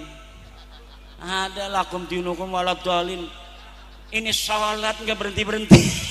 Amin lagi, amin lagi. Kata Yai Ma'ruf, lakum partai hukum walana partayuna. Lakum capres hukum walana capresuna. Kalau yang mau ngakui tetap ya silakan saja. Ustadz Idrus Romli, Ustadz Lutfi Basori, Ustadz Wapi, Ustadz Jenny, silakan aja terus saja. Kan ada konsekuensinya. Paling dikasih mintain duit buat maulidan. Ya enggak? Didawir paling juga. Konsekuensi biasa-biasa saja. Jadi kita berbeda itu biasa. Yang enggak biasa, kalau ada yang enggak percaya jangan marah, itu aja. Gimana? Kalau kita enggak percaya ada Rasulun minallahi yatslu suhufan mutahharah, ya jangan marah. Seperti sekarang ini toleransi. Orang yang enggak percaya Nabi Isa anaknya Allah, monggo. Yang masih percaya, monggo. Lakum dinukum waliyadi. Lah kita yang sudah tercerahkan, kita yang sudah lihat kitabnya langsung, bisa dibeli Pak kitabnya itu, As-Sajar Al-Mubarakah. Sekarang sudah dicetak di Iran dan kita bisa pesan melalui Shopee. Apa aja sekarang bisa melalui Shopee, kalau dulu nggak bisa. Mbah Hasyim Asy'ari nggak baca kitab-kitab nasab Pak, karena buat apa zaman dulu baca-baca kitab-kitab nasab? Guru-guru kita itu tidak baca kitab-kitab nasab. Kenapa? Mereka lebih ibadah kepada Allah. Kitab yang didatangkan Fathul Mu'in, Tasawuf, Tafsir Jalalain, Ibnu Katsir, Ihya Bukhari, itu saja. Kita juga dapatnya dari mana? Dari luar negeri. Kitab-kitab yang tadi disebutkan itu hanya ada di luar negeri, yaitu di Qum, Iran. Yang mencetak orang Iran semuanya Syiah. Kata Ustaz Idrus Romli, itu katanya kitabnya Syiah semua. Iya, keturunan Nabi dulu Syiah semua. Turunan Nabi dari Husain itu sampai abad ke-5 semuanya Syiah. Makanya aneh, ada Ubaid katanya dia orang madzhab Syafi'i di abad ke-5. Bohongnya ketahuan. Karena seluruh turunan Nabi dari jalur Husain semuanya adalah mereka jadi imam-imamnya. Mereka jadi pemimpin-pemimpin Syiah. Bagaimana kita mengetahui kitab-kitab nasab kalau bukan mereka yang nulis? Yang nulis mereka orang-orang Syiah. Abad ke-6 baru dari Ahli Sunnah wal Jamaah, namanya Imam Fakhruddin Ar-Razi, mengarang. Itu walaupun dia ahli sunnah, tetapi dia adalah muhibbu ahlil bait. Dia pecinta ahli baitnya Nabi. Makanya dia mencatat seluruh keturunan ahli baitnya Nabi. Itu mulai dari situ ada orang-orang ahli sunnah yang menulis nasab para keturunan Nabi. Tapi di abad ke-5 sampai abad ke-3 semua yang nulis orang Syiah. Itu Syiah asli itu. Yang ada di Yaman itu Syiah aslinya ada di Son'a. Di Son'a itu sekarang yang lagi perang sama Inggris, sama Amerika, itu keturunan Nabi yang sahih. Namanya Ar-Rasi Al-Hausi. Jadi dulu pemimpin seluruh orang Yaman namanya Ar-Rasi, Qasim Ar-Rasi. Dia penguasa di Yaman, turunan Nabi dari jalur Husain. Kemudian berketurunan sampai sekarang. Ya kalau ada perang di depan. Itu orang-orang Hausi sekarang yang menguasai Yaman, kalau perang di depan. Kalau Ba'alawi nggak ada di dalam ceritanya itu. Dia perang, seluruh perang di Yaman nggak ada beritanya dia ikut perang. Tapi setelah perang nanti nulis. Ini keluarga Al-Qatiri perang dengan keluarga Al-Kuwaiti yang menjadi penengahnya, pendamainya adalah Al-Habib Anu bin Anu. Begitu nulisnya. Padahal tidak ada yang begitu-begitu. Itu bisa dibuktikan di dalam kitab-kitab sejarah Yaman. Nah kalau orang Jawa, sekarang aja kita gak perang, betul nggak?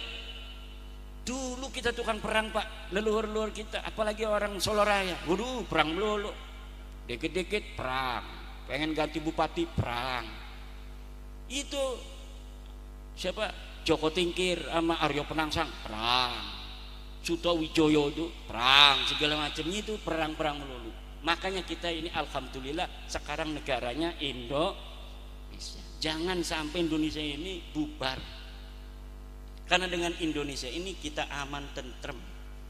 Sampai kita bisa bikin pondok dengan aman tentrem ini karena aman. Kalau dulu kita baru kita bikin pondok aman 5 tahun ya kan. Kemudian datang panggilan jihad. Wih katanya ada provokator datang.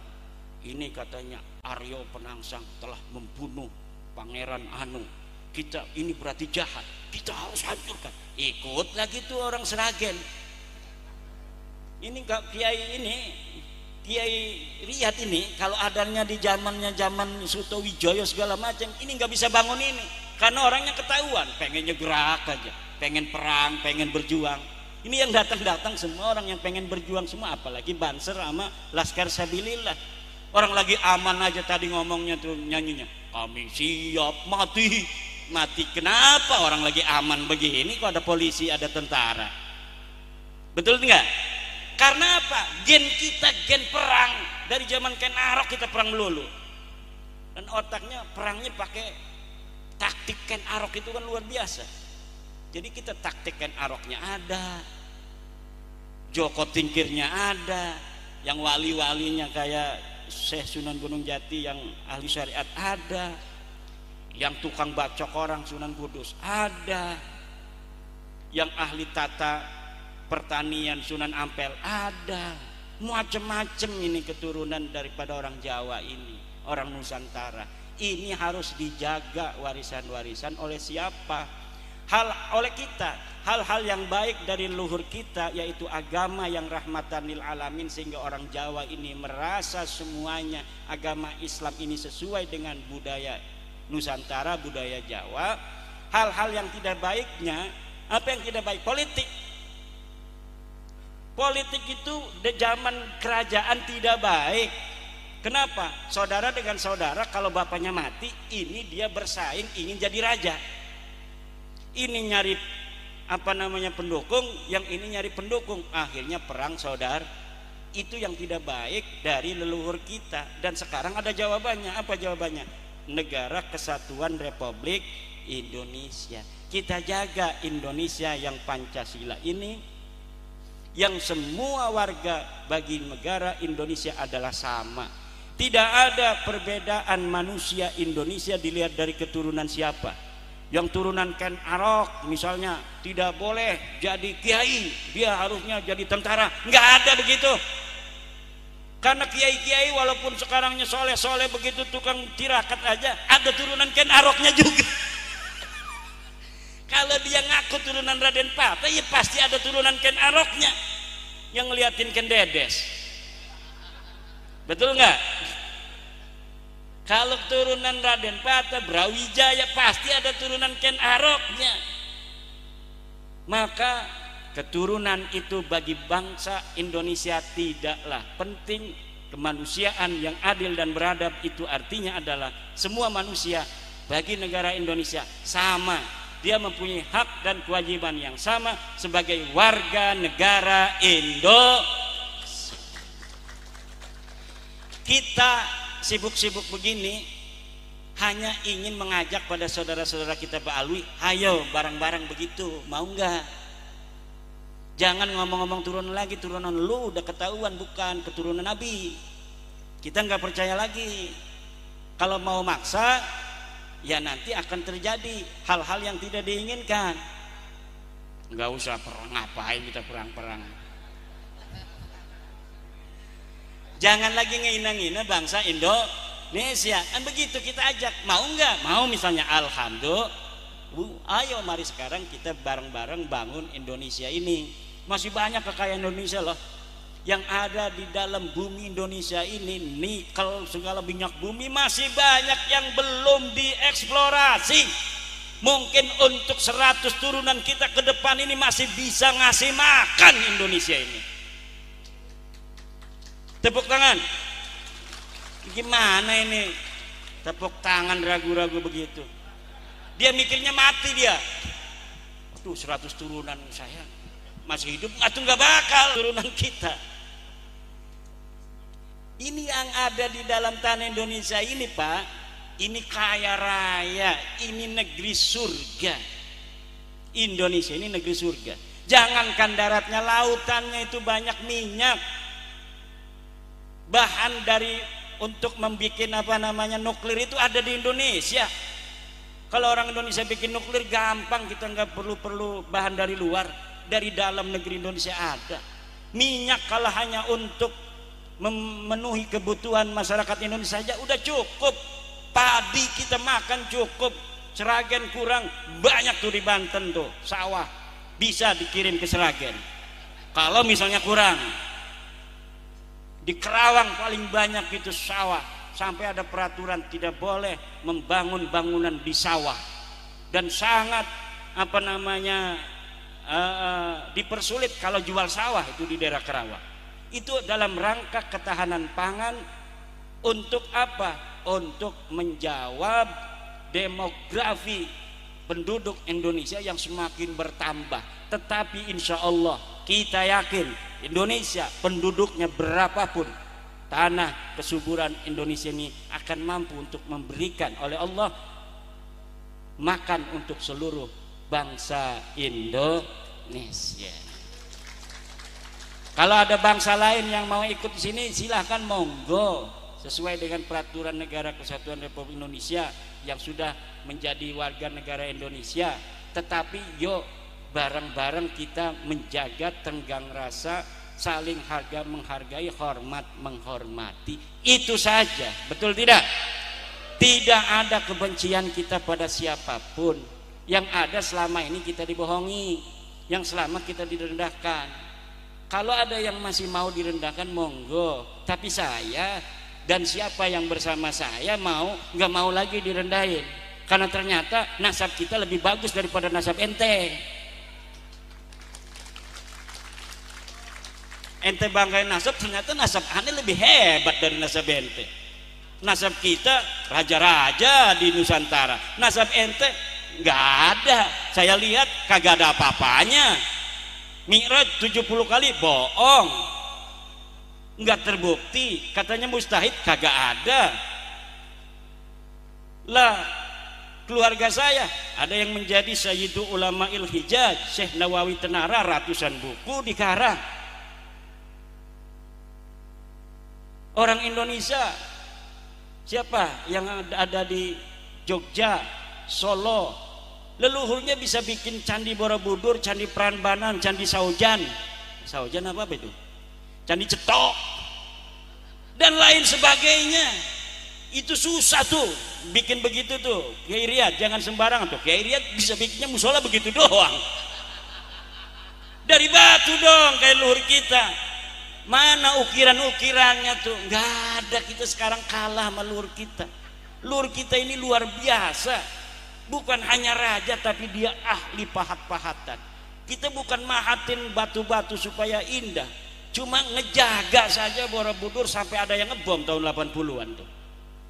Walau kita agama sudah berbeda, kita sekarang agamanya Islam, dapat hidayah dari Allah, tapi warisan leluhur tetap harus dijaga sebagai bukti kebesaran daripada leluhur kita bangsa Nusantara.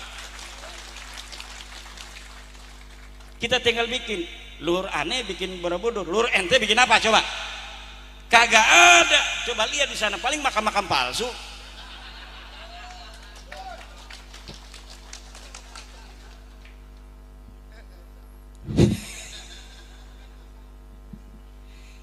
Bukan bikin sejarah, bikin masalah. Tapi sekarang alhamdulillah sudah banyak yang sadar. Sekarang makam Sunan Ampel itu yang dirubah-rubah secara apa namanya itu, secara cagar budaya. Sekarang mulai orang-orang Surabayanya ada respon. Lah kalau orang Banten yang ngerespon ya walaupun masih ada ikatan keluarga dengan Sunan Ampel, kejauhan bos. Ongkosnya aja itu mahal bos ke sana, apalagi pakai Dexlite. Iya aja kalau Avanza. Coba orang Surabaya sekarang mulai orang Surabaya. Ini katanya kenapa ada kabib-kabib dimakamin di sini? Dulu kagak ada. Ini foto tahun 80, ini foto tahun 60. Itu sudah mulai itu orang-orang Surabaya membuat teori bukti sejaman. Ini kan teori bukti sejaman memverifikasi sejarah. Kalaupun sejarah hari ini dirubah begitu rupa, tapi masih ada bukti sejaman bos. Ini foto tahun 60. Tidak ada ini makam Baklawi di sini. Kenapa sekarang ada? Palsu. Ini bisa ditanyakan. Kalau misalnya kita ikuti metodologi sejarah, makam Sunan Bonang di ring 1, Sunan Bonang di ring 1-nya diider-iderin oleh Balawi. Itu dari mana zaman Sunan Bonang udah ada Balawi? Kalau ini makam Sunan Bonang, pasti di sekitarnya itu orang yang dimakamkan pada saat yang sama atau setelah Sunan Bonang beberapa waktu. Dan itu abad 15 bos. Baklawi ke sini abad 18, 19. Kenapa sekarang ada makam di situ? Berarti apa tuh? Nah, dan rupanya Persatuan atau Perjuangan Wali Songo Indonesia Surabaya itu sudah melaporkan ke cagar budaya. Kita ini walaupun punya kekuatan, gayanya gaya negarawan. Datangnya juga ke dinas cagar budaya.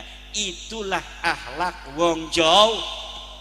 Walaupun punya kekuatan tapi tidak menunjukkan kekuatannya. Biarkan musuh memperlihatkan kekuatannya, tapi kita bisa mengukurnya. Kalau mereka macam-macam baru kita itu begitu. Ini sekarang udah terbukti banyak nih makam-makam yang bisa diselamatkan. Keluarga besar Keraton Jogja sudah berhasil menyelamatkan puluhan makam-makam yang sudah dirubah namanya, sekarang sudah dibongkar. Tapi mereka senyap akhlak wong Jawa dan gak usah disoting-soting, yang penting kita bongkar katanya. Sudah terjadi Pak, sudah dilakukan di Jogja, alhamdulillah.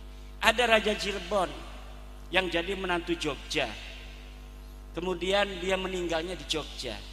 Namanya Prabu Sultan Girilaya. Sekarang jadi Kodi bin Yahya. Kok rubah ini leluhur kita namanya Sultan Girilaya, menantu daripada Sultan Mataram. Kok sekarang jadi Kodi bin Yahya? Ini opo? Kenapa bisa begini? Akhirnya sekarang alhamdulillah sudah dirubah lagi. Alhamdulillah.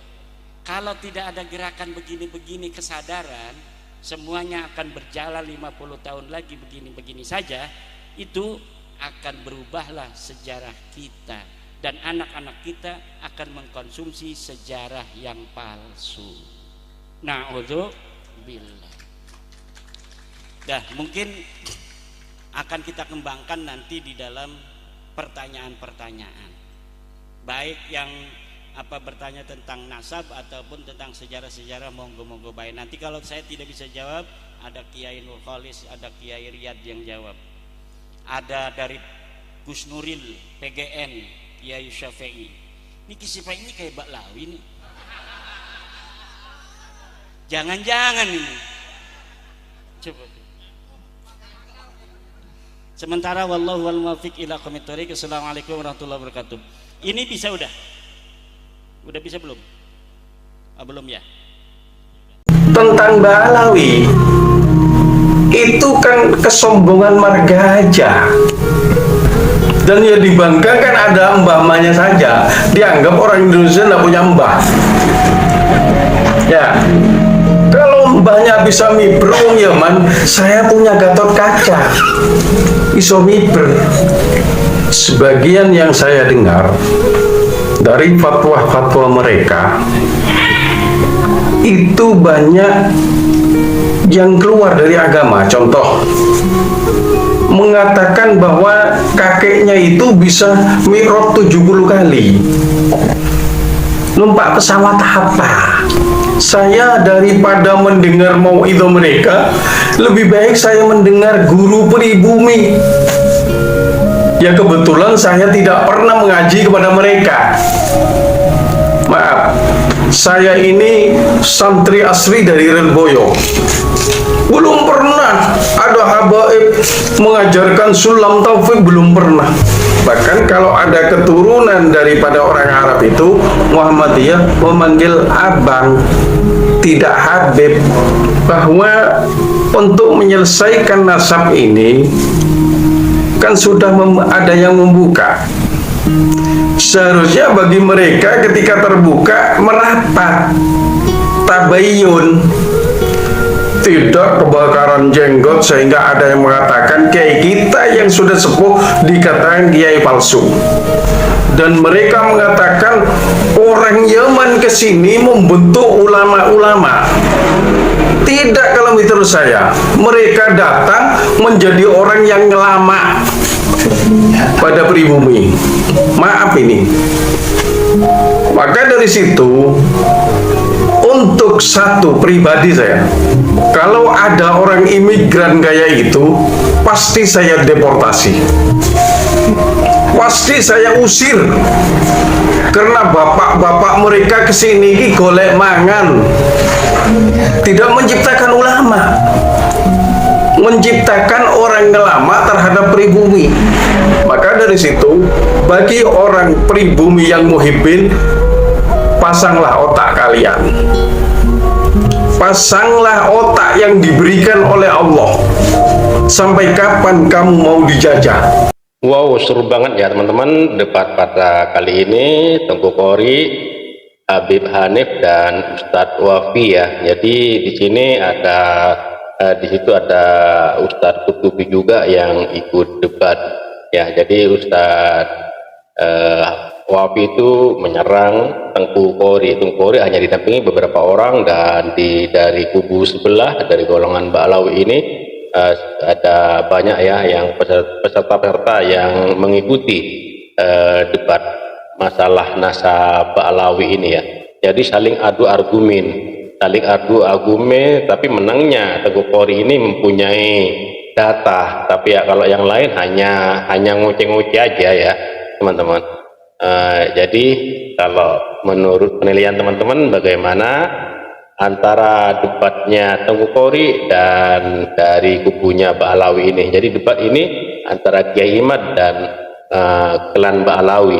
Menurut teman-teman bagaimana pendapatnya tentang debat ini? Jadi teman-teman bisa menilai sendiri mana yang berdasarkan fakta dan data, dan mana yang hanya mengadukan argumen, mengadukan ototnya aja ya teman-teman. Jadi teman-teman bisa menilai sendiri, saya tidak bisa bernarasi sendiri ya, tapi teman-teman bisa menilai sendiri. Jadi kalau mempunyai kritik dan saran, nanti teman-teman bisa tulis di kolom komentar tentang debat masalah nasab antara Tengku Qori dan Habib Hanif ini ya. Dan di sini ada debat juga.